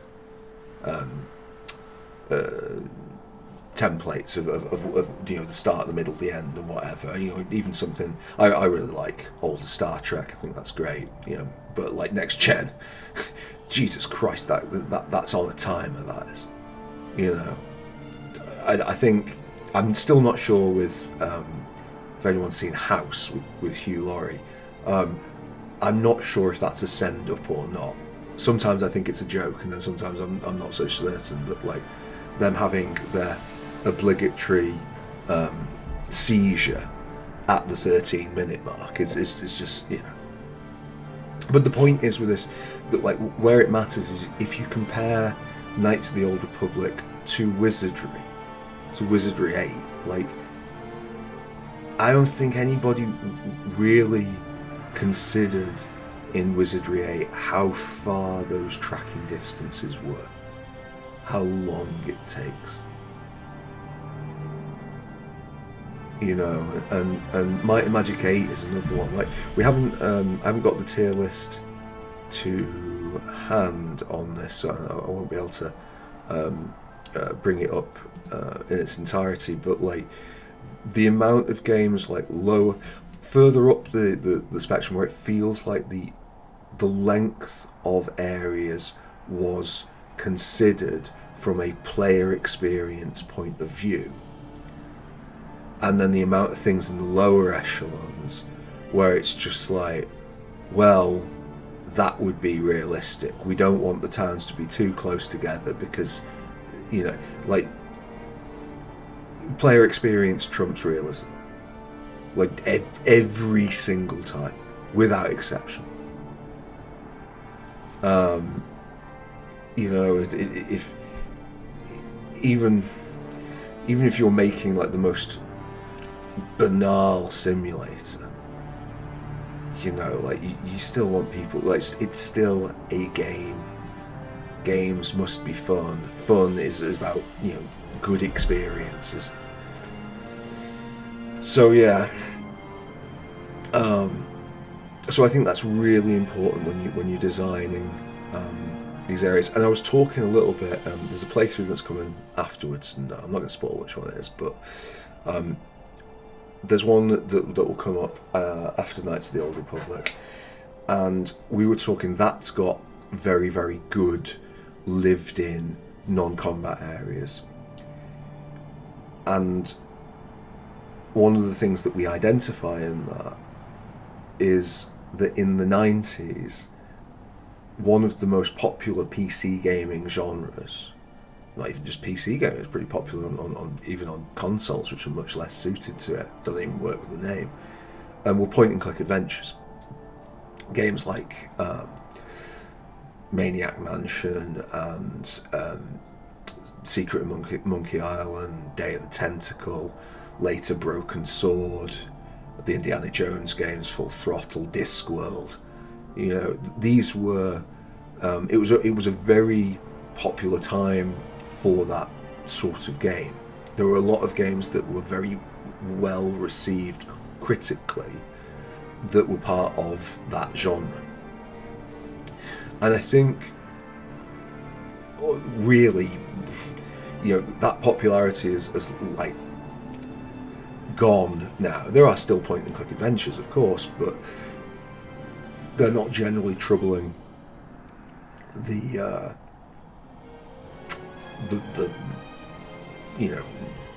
high critical reception or wider target audiences. It's become a bit of a niche thing, and I think the part of the reason for that is that point and click adventures, firstly, are very easy to output, and secondly, I didn't mention Blade Runner. I wish that was an RPG. Blade Runner's a right game if you play that. I don't think the genre necessarily had very many other places to go. It probably was, in fact, Blade Runner itself that sort of was just like, well, that's as good as point and click adventures are going to get. It didn't really have much to go from there. All they had after that was the comedy, and unfortunately, from the third Monkey Island game, onwards, it's the comedy kind of dropped out.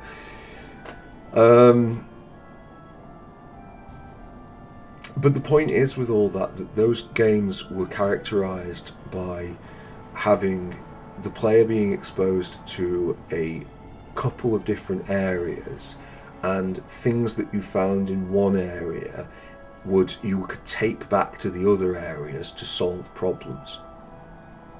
And I think that really, the RPG designers of the 90s, and particularly of the silver age of computer role-playing games, it was hard to avoid that was a popular thing at the time.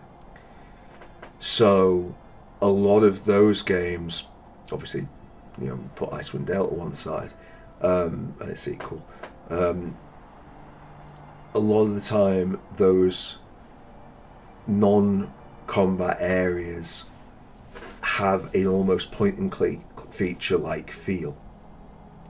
And as that genre has died, the games have felt to me to be less focused on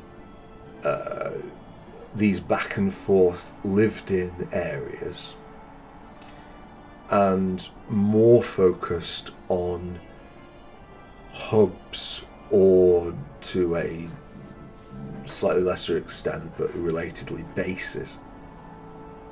I don't think, like a lot of the time things seem to get segregated more into sort of levels and things. I mean, obviously, what are we talking about as the lived-in areas of Clair Obscur? I mean, obviously you're going into the wilderness, and other than the are they called Gestalt? I don't remember the paintbrush folks. Like, their areas do not feel lived in. You're not going back and forth with them.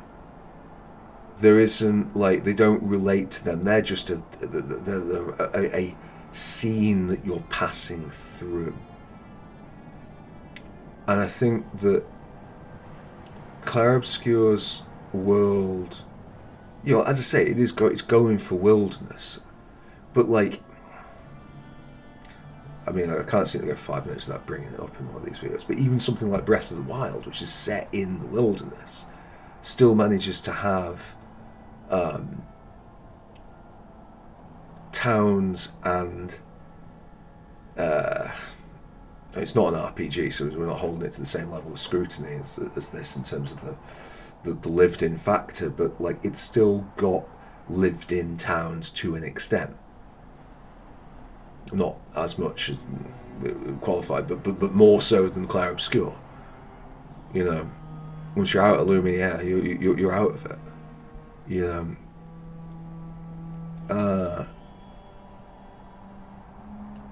But the one area that you could say has the potential to feel lived in and doesn't is camp. And camp is acting in this very sort of modern way of approaching. Well, it's not even that modern, really, because like, it kind of starts with Dragon Age Origins. Like,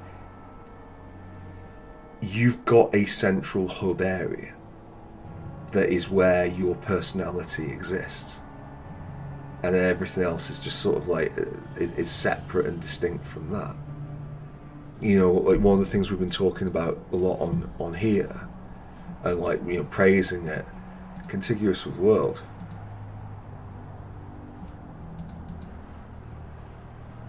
It's not the only way to do things, but it's a way to do things. I don't think Clair Obscur does it. I don't think it does it at all. I think, or rather, the base isn't contiguous with the world. The world's just all these sort of kind of,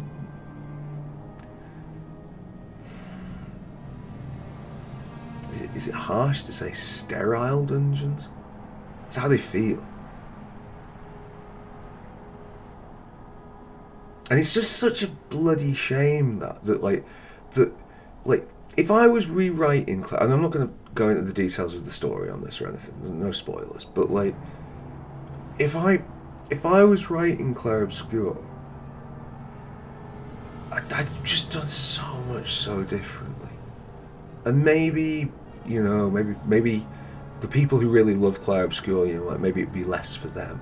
But I just like you've got a really, really, really good core what if.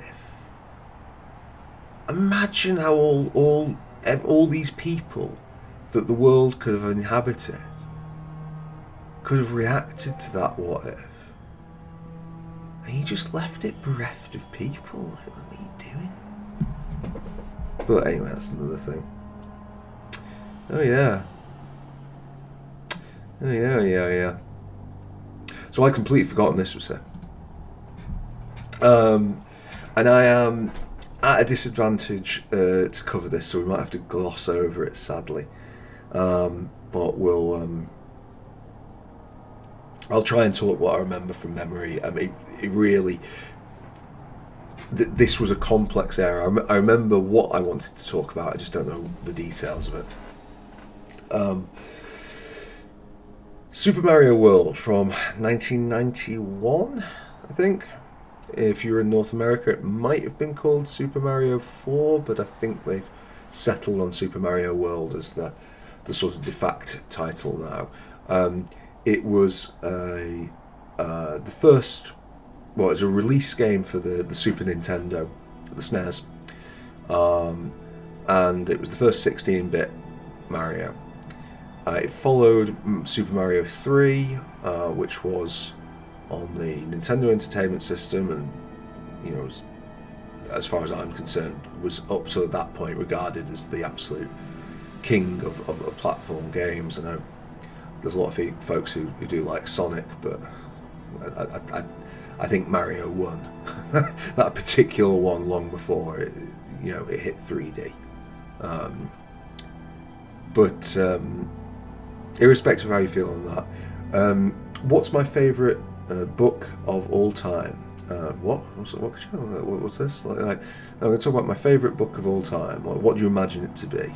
I'm a complete, pretentious pseudo-intellectual arsehole. So, maybe it's something like Don Quixote, like maybe Umberto Eco, maybe like that. Or mind you, I like simplistic storytelling, so maybe it's, I don't know, Roald Dahl or like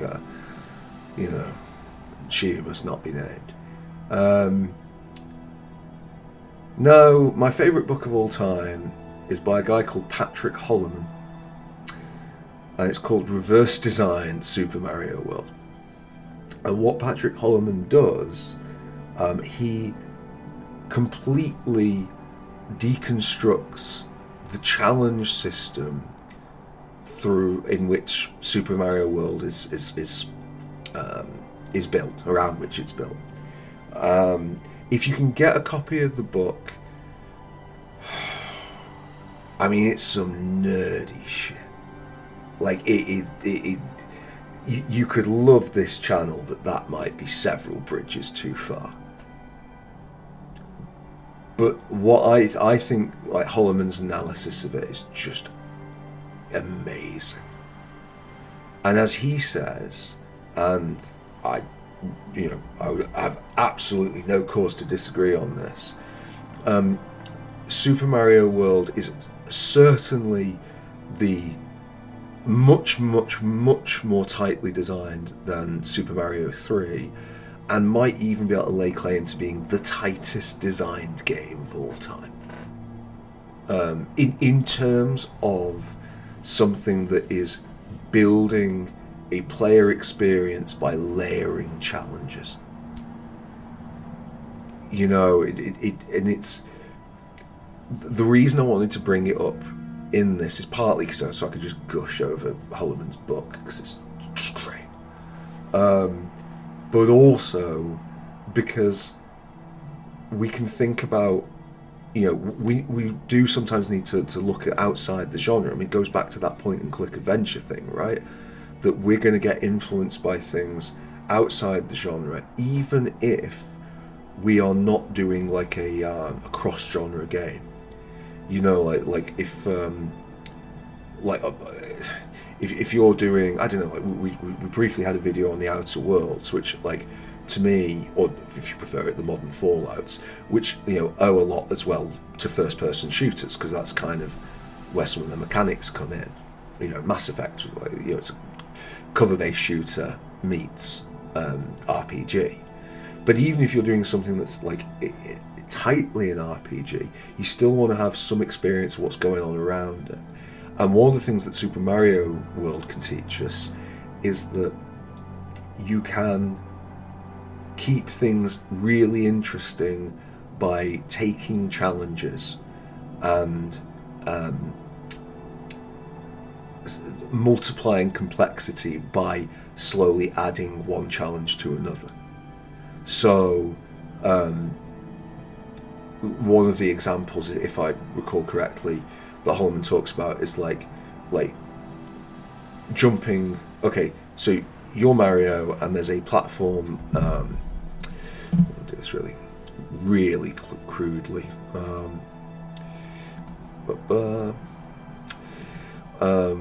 This is a jumping puzzle. So you're Mario and you're going to jump from one platform to another, and the first challenge in terms of this is to jump onto a stationary platform, and then next there will be a sequence whereby you are now jumping onto a platform that is moving. So you've increased you've taken the base. We're in the jump puzzle land. We've just increased the difficulty by adding that, and then you go to the next puzzle and you've got to jump from one platform to another, but you've got to jump on a platform that is lower than you. And the platform being lower than you would, it's slightly counterintuitive this, you would think that would be easier, but in actual fact it's harder because you've got more maneuverability to get wrong or right or overshoot there. So we've increased the challenge of the jumping puzzle in two different ways, and then the third puzzle is it's a platform lower than you that's moving. And Mario, like, is constantly, I mean, that is a gross oversimplification of the. Actually, I'll leave it. Okay. It's a gross oversimplification of what, like, the many layered challenges and the challenge types in Super Mario World. Please, you know, if that interests you in any way, go and buy Holloman's book. It's amazing. If you are the world's biggest nerd like me. The point is with this is like how do we interject that into our games? How do we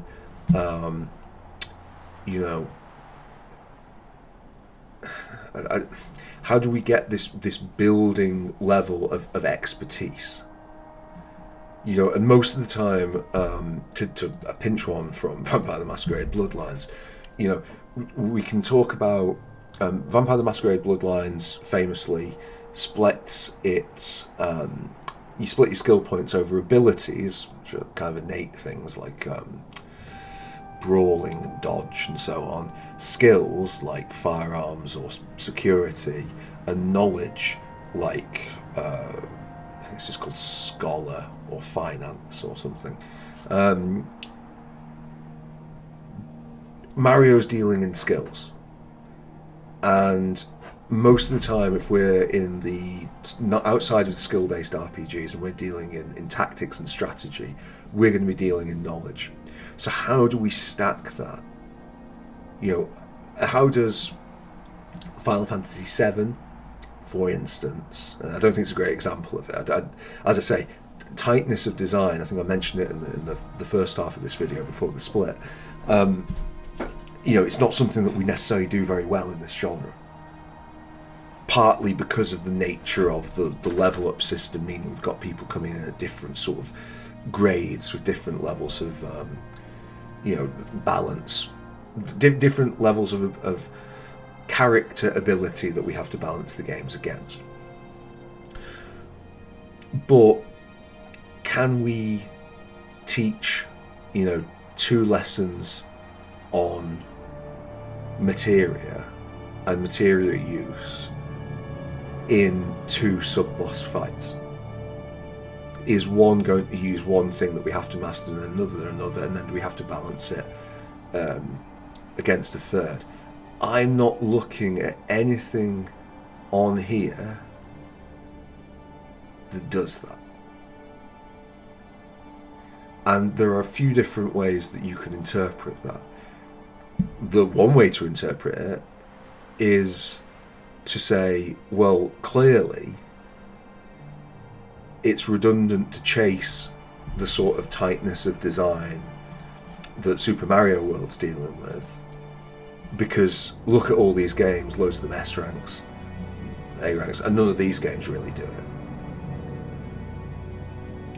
The other way, or another way to look at it, is to say that we've identified that, like, a lot of the time the ones that are down here are generally ones that have a much looser design, although Fallout 2 is screaming out there to say, well, my design's loose and I'm S tier, so what are you going to do?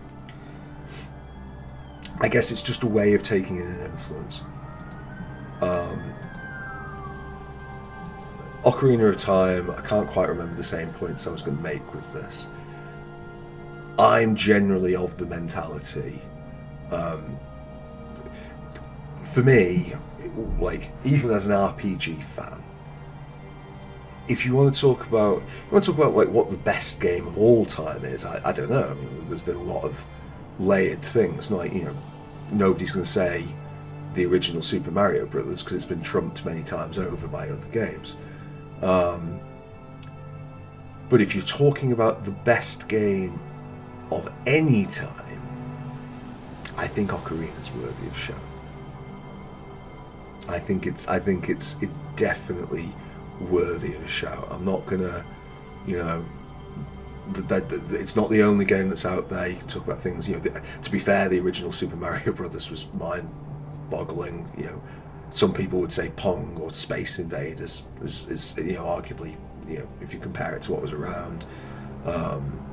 Half-Life, I'd absolutely just tore open a genre in terms of how we did things, and just completely changed the landscape into cinematic first-person shooters.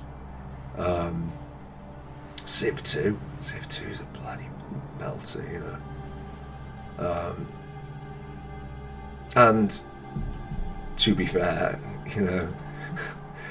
there's a lot of people who talk about several of these.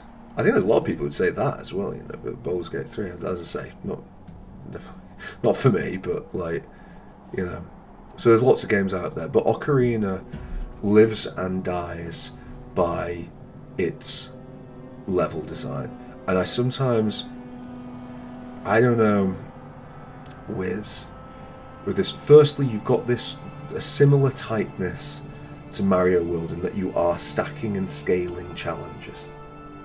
And these go across dungeons, and they go within dungeons. There's different types of puzzles, like combat puzzles, as well as skill challenges and so on, that you need to get better at. I played this with Substandard Michael relatively recently. Unfortunately, without going into the technical details of why this was not possible, we were not playing it on an N64 controller, and that's fine until you get to the Shadow Temple boss, and then unfortunately we were very quickly forced to give up, which was a real shame because we were having a great time playing it. But I really was. He was playing it for the first time. I'd obviously played it, I was younger, and we were astonished at how well it held up. But ultimately, there was a speed of input problem with the controller we were using that eventually got on top of us. We were able to compensate for it with quick thinking and workarounds until we got to that Shadow Temple boss, and then it was just like, we need to be able to turn around and take out weapons faster than we can deal with this. So we had to give up. But the point was, it was really good. He really enjoyed it. I really enjoyed it. But again, that tightness of level design for me, I don't. such an ultimatum to say. I don't trust any level designer who hasn't played and loved Ocarina of Time. I just think if you've not played that, or if you played it, I mean, look, there are a lot of people who don't like the level design. I mean, for me, I love the Water Temple, and I know some other people hate it. But if you as a designer can't see why that's clever, why that's, interesting and complicated, and why that in and of itself adds a lot to a game, that's this problem point. It really is, But anyway, I don't want to spend too long on that. But this is, I guess, lessons from outside the genre, and this lesson on tightness and building challenges. Think about it in terms of these Mario puzzles, and do have a look at Holman's book. Right, what are we on? Oh, Jesus, we're nearly an hour into this, and it's a 2-part episode, isn't it? Is it 2-part? No, it's a 3-part episode. All the bloody phone calls. God knows how long this has been going on for. Very sorry about this. I know they're always long, these chats, but even by circumstances have conspired against me a little bit with this one. So I guess let's have a look at the considerations. About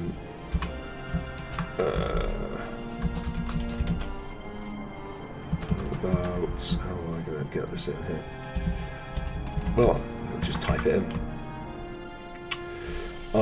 So I think mobility, invisible walls, can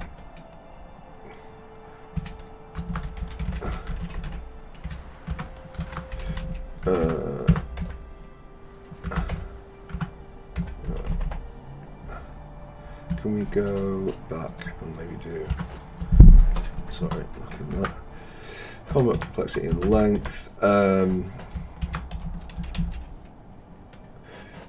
Maybe I'm going to use the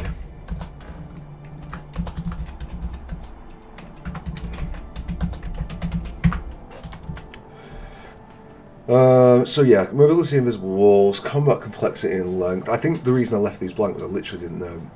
I was just going to improvise my way through on this. Normally I've got some idea of what's going in. Not this time. We've got combat complexity and length. Was there anything else?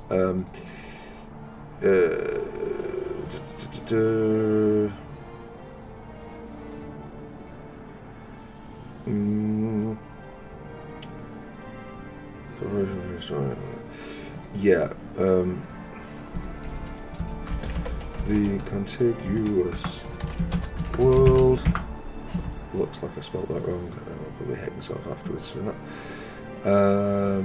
And just gonna quickly go and make sure I'm not doing any overlap on this.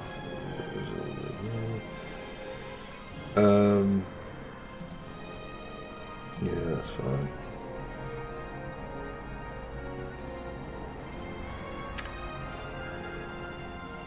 I'm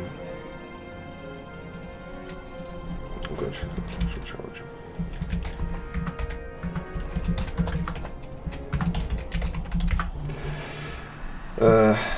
We also just bring this over just a bit more, please. Okay, there's that consideration. There's any chance we can, whatever. Alright.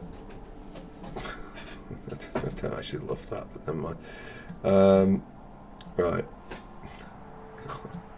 Right, this is a pointless obsession because I'm never going to get it right.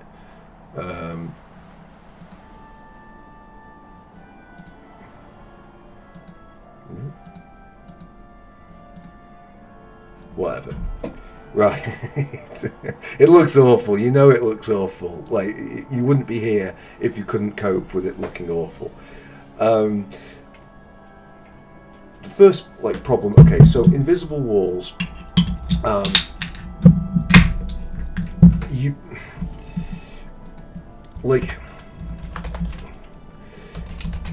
invisible walls are okay if they are consistent with the general, inverted commas, rules of play. When there is ambiguity around those rules being in effect, that is immersion breaking.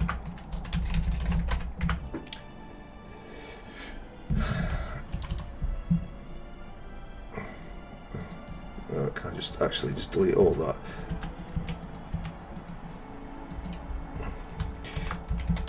Immersion is broken when the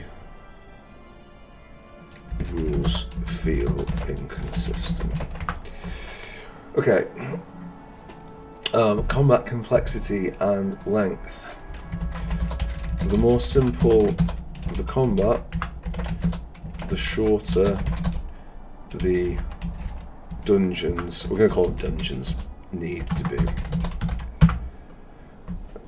Combat zone, it's what they are. Think about them as such.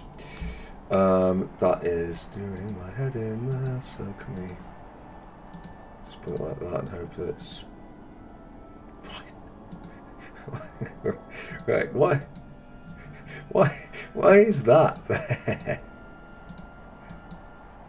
No, seriously, why is that there? Right, okay. Right, I'm not quite. Oh, is it? Yeah. Right. There we go. Right, okay. That makes sense. Point and click style towns. Gives towns a lived in feel when areas are not are reused.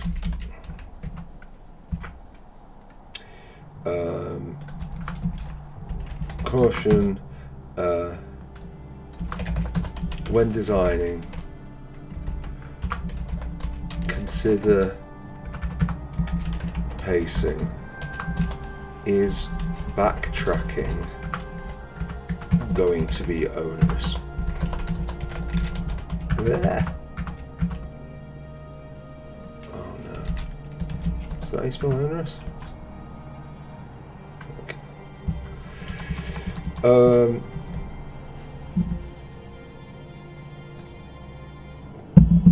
Contiguous world. Players. Well, firstly, do you want a contiguous world?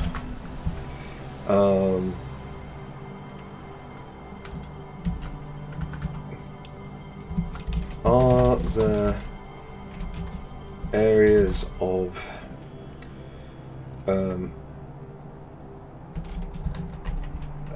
sanctity? Is that the word?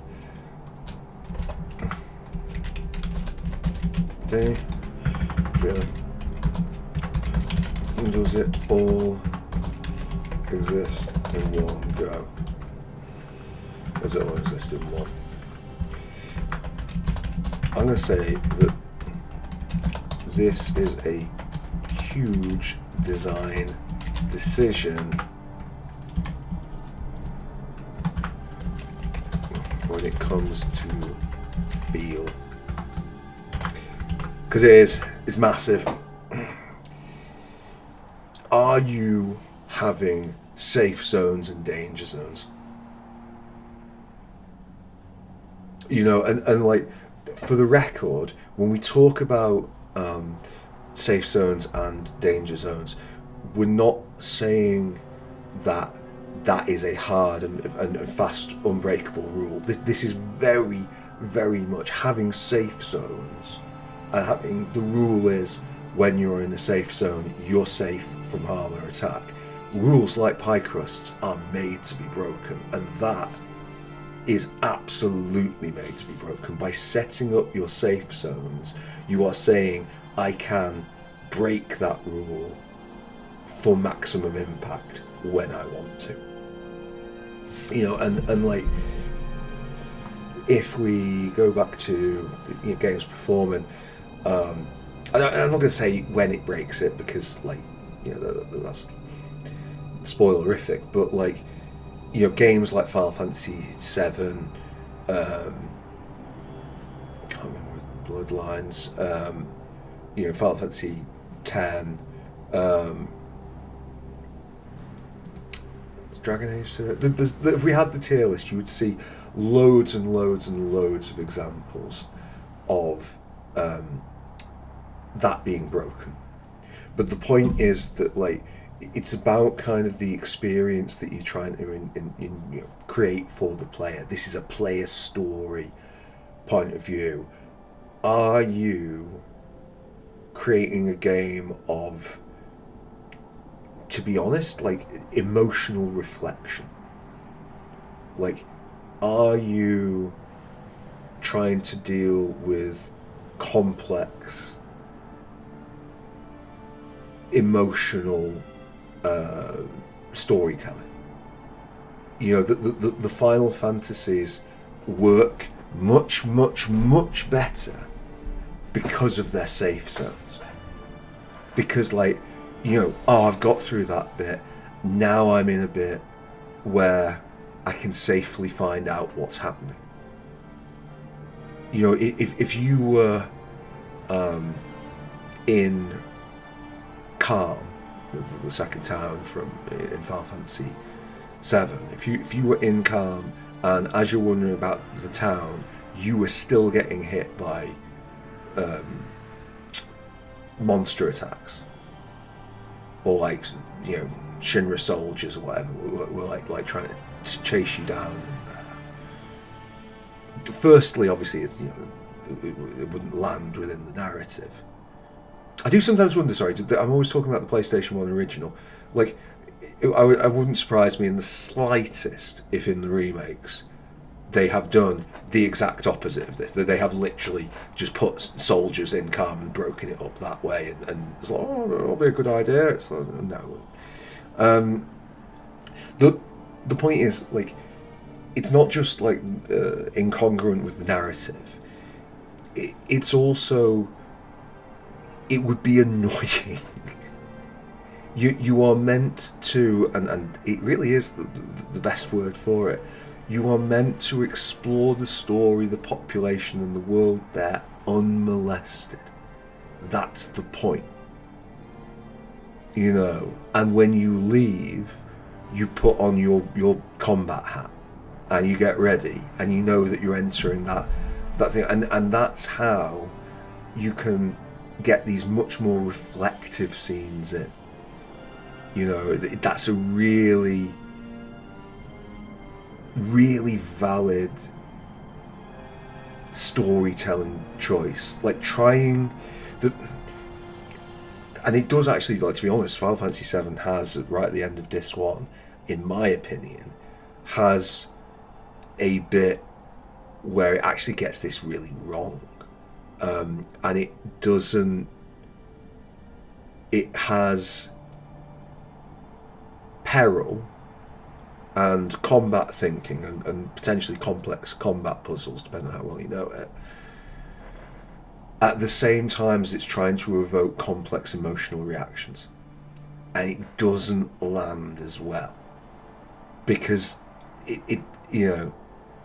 it's hard to be sad in the middle of combat.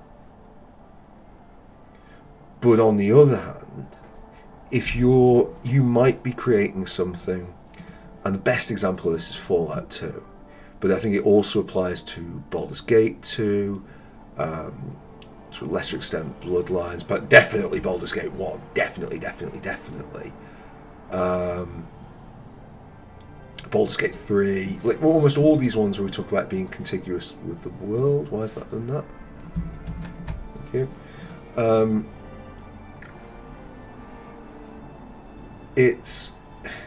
Those are much more, I say nihilistic exactly. That's not the right word, but they're not.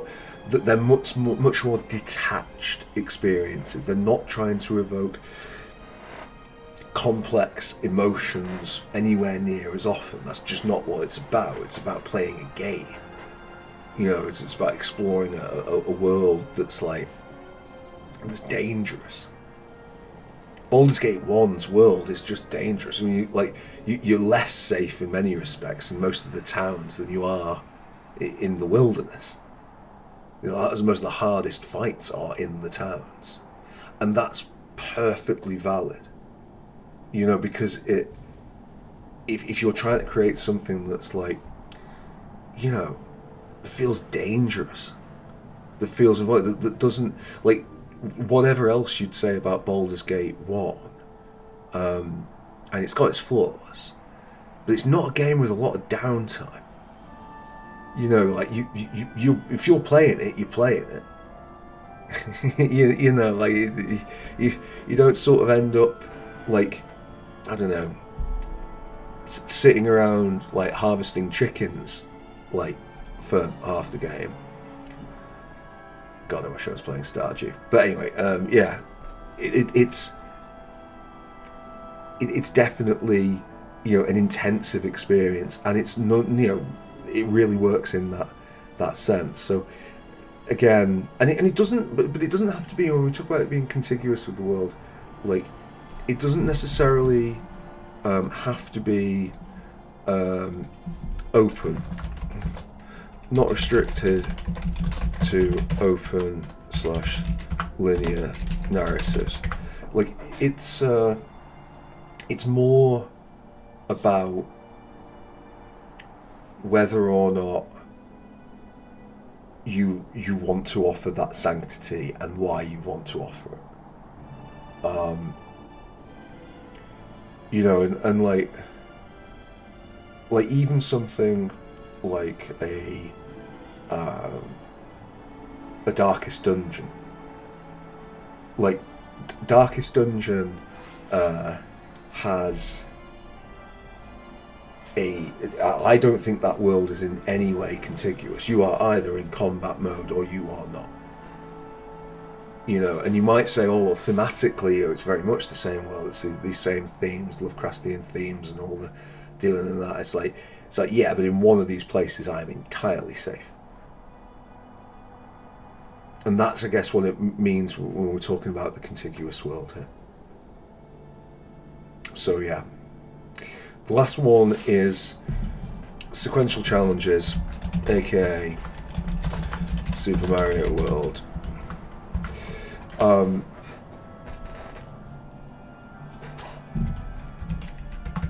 Is it enough to just throw a load of orcs in the room and let the player sort it out?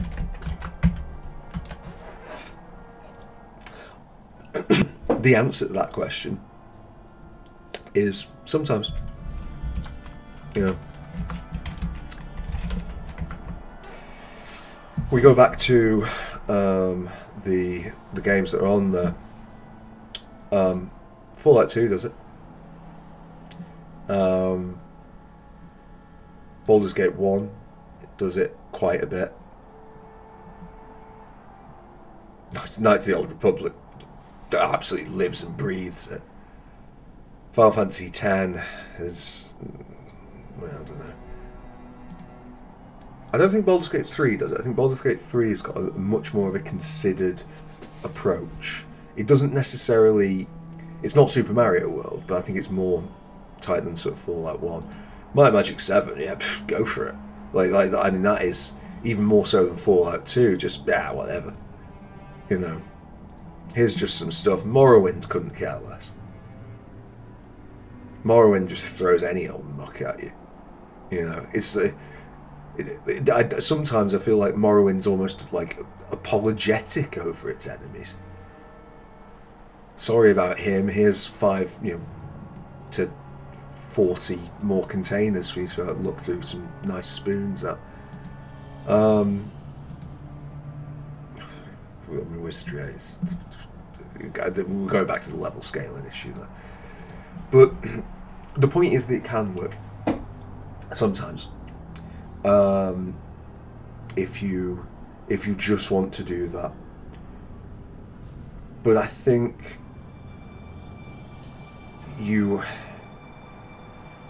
the game is better when it feels like there's an element of design.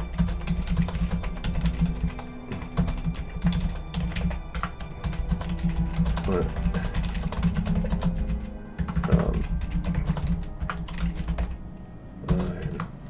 not just procedural. And I think that, I guess the other point is, why not try to create, I just put like, Reed, I think his name's spelled like that. It really is, like, it's brilliant, that book. Absolutely brilliant. Yeah. Is there any other parts of this that we want to sort of consider and box off? I think that when we talk about combat complexity and length, the more simple the combat, the shorter the dungeons need to be. However, general point, I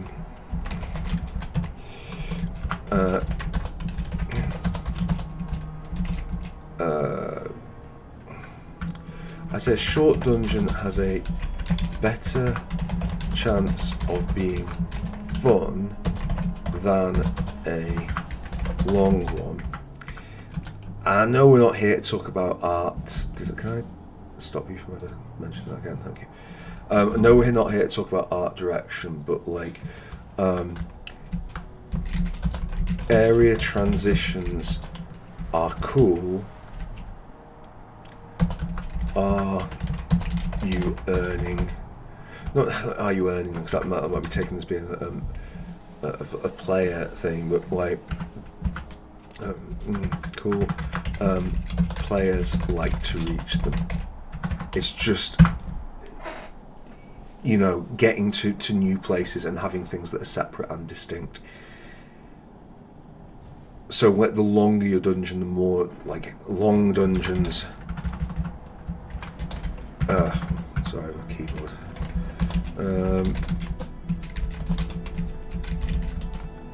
They're a barrier.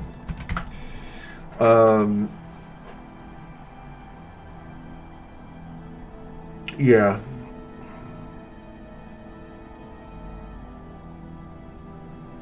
I think that really, like, I guess sums up the sort of the main thoughts and considerations that I would say. I'm splitting them into 5 because why not?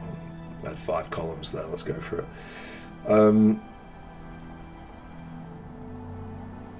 The mobility side of things, just, I mean, the other thing with that is just like,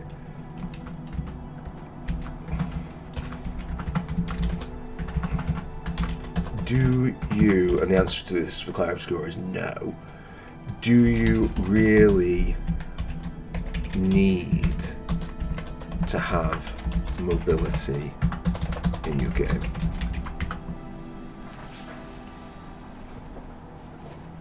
Like, because if, as I say, if your characters in Cloud Obscure don't jump, and you just remove those platform puzzles, which, unless there's some absolute belters in there that I didn't see, are really not earning their keep anyway. Like, none of those invisible walls would have been a problem. I can't help but feel with, I feel like I've been dunking on Cloud Obscure a lot lately.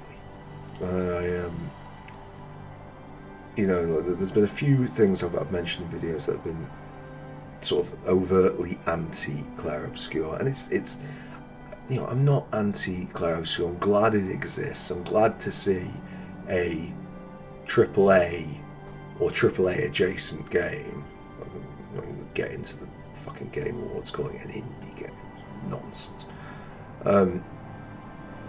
You know, doing RPG things and thinking about a lot of RPG challenges and coming in with untrodden ideas for what could be interesting, and some really good ideas as part of it.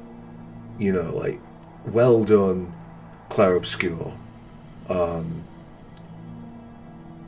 You know, is it a modern classic? No. Next question. But you know, it's still doing things that will, you know, have the potential to prompt interest and funding in other interesting games. So, you know, a lot of time there. But I do feel like in order, when it had all that money poured into it, and it needs to be a success, you know, at this point, you know, they need that money back, and I'm sure they'll get it. I think that a lot of people would have been put off if it hadn't have had the ability to jump. I just think that the third person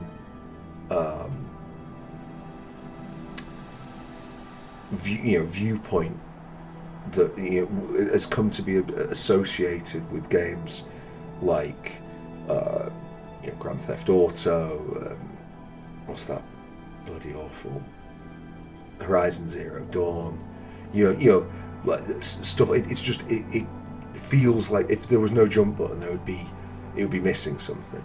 And of course, it will never yet, nor indeed will ever any game ever have a worse implementation of a jump button in that setting than Final Fantasy 15, which I just absolutely mind-bogglingly shit decision making to make the jump button the pickup button.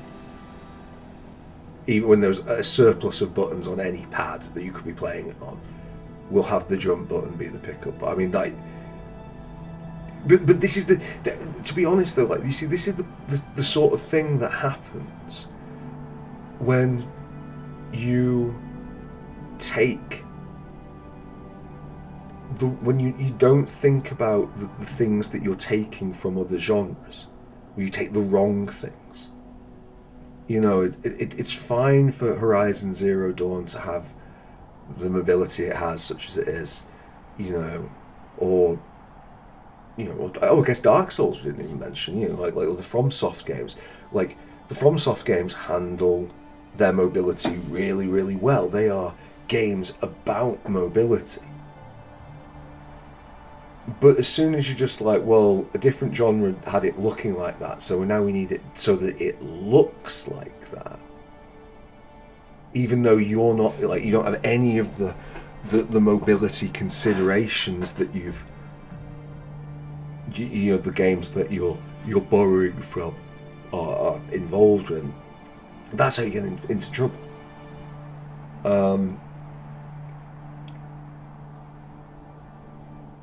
But also, you know, just and I don't know whether it fits in the art direction or not, but like, if you are gonna do the mobility, then just manufacture high walls that are breakable. Just don't have, like, you know, if you can jump, if your character can jump a meter tall.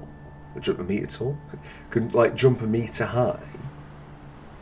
Don't put in a load of rocks in the game in your navigatable areas that are a meter and 1 centimeter tall. Just don't do that. Just use rocks that are higher and are just less ambiguous. You know, the point and click style towns I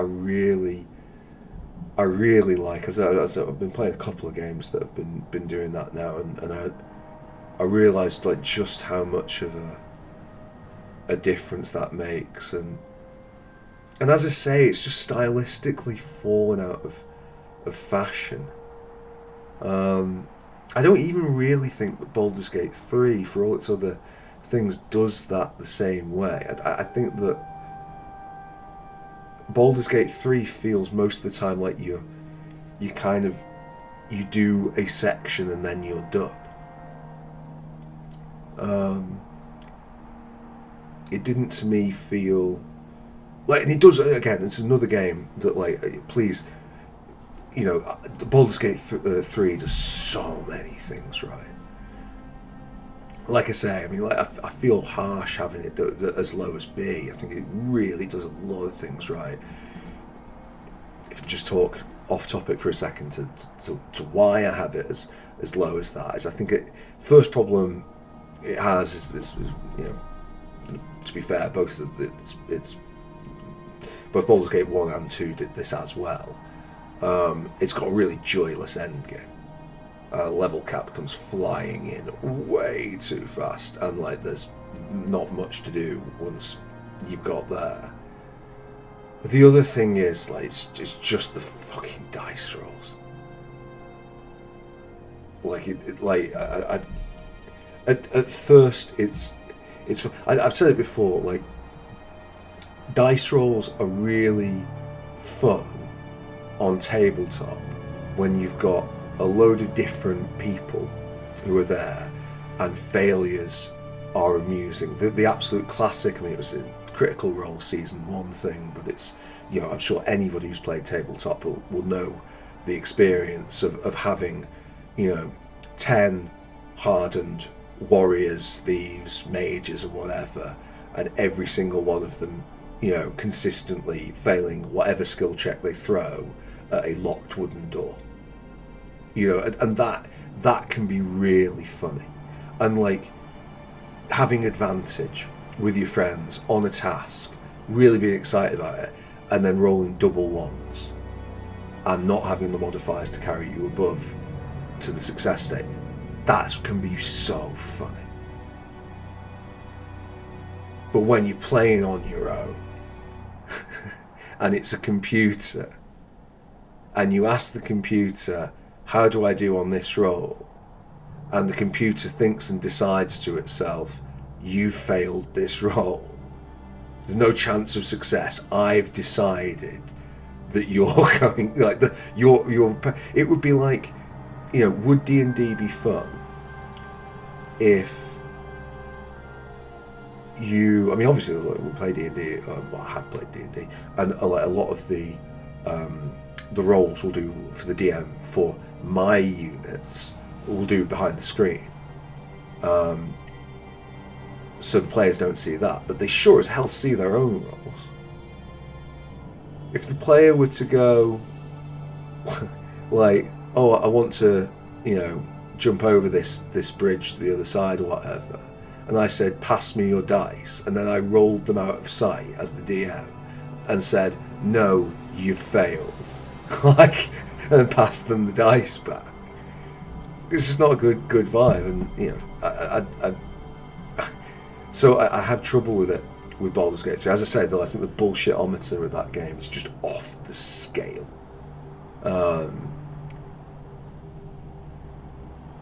And of course, like, the other, like, thing which I've hinted at in this little rant,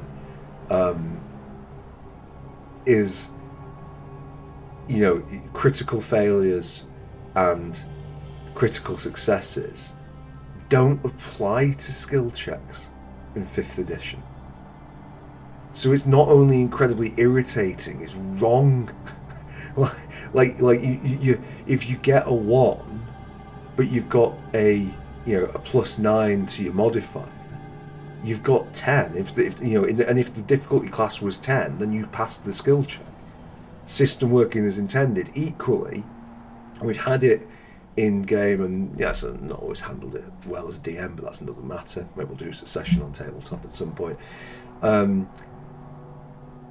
You know, like, if somebody says, well, I want to jump over a you know, 30-foot chasm, and you say, okay, well, you know, roll a dice, and they're like, natural 20, like, for a total acrobatics of 22, and it's like, yeah, you do the jump of your life. You jump 25 feet across the 35-foot cannon, and then you fall to your death. Like, it doesn't allow you to do anything. I don't think that the dice part of it is, and also what is weird, right? Sorry, I'm like ranting now, but at least I'm feeling happier about this B in this column here now I've talked through this. Between Baldur's Gate 3 and I recently finally picked up Slay the Spire. I don't quite understand how that game has managed to generate the fuss it has. What is with video game adaptations of stuff wanting to imitate tabletop experiences within the game? Like, that's a trope that I just don't really fathom. Like, you know, the dice in tabletop are a form of abstraction. They are not, like, to then take the abstraction and make it a solid mechanic in a computer game, it just seems so backwards to me. But I mean, people like it, you know. It just seems weird. Like, I don't know. Anyway, but that's that. Is there anything else that we want to say on this before I close this down? I don't think so. You know, all my videos, anybody who's seen any of these will know that they are long, unwieldy, and you know, chaotic and repetitive at the best of times. They are generally made with the assumption that, hey, you're going to be alt-tabbed to this. You might be drifting in and out. You might be doing some work or something in the other tab, and you're just like, you know, just sometimes background noise about something you're vaguely interested in is a jam. So yeah, but even by my standards, this one has been a long one. Of the fact that it's taken me like over a fortnight for just a chat, and you might say with this, you might say, well, you know, given that you had all that time to reflect, maybe you could watch the first bit and like maybe actually just redone it, but as a much tighter experience. Like maybe you actually made it into a video essay rather than this. But it's hung over me a little bit, this one. I hope the content has been okay. It's hard not to associate it with the last fortnight, which has been challenging. So, yeah. What do you think of all this? What are your opinions on the issues that we talked about with area design, dungeon design, with town design in that sense? What things matter to you? What games do you think either on this list, or you know, any other RPG, or maybe even not an RPG, made you, you know, did you think did something well? Did you enjoy that experience? And also, like, are there any other games from any other genres that you think maybe that's a good example that RPGs could learn from? Maybe there's some translatable things in there. Maybe there's other genres that we need to look at. And if I can't, you know, elicit a comment from you with any of those prompts, then you can always, you know, call me a bastard for insulting Baldur's Gate 3 and Witcher 3. So yeah, there's that. I'll take what I can get. As ever, don't ask that you like and subscribe. But comments are absolutely brilliant. Yeah, I think we'll put this one to bed finally. Well, at least for now. So, thank you very much for watching, and I'll see you next time. Bye.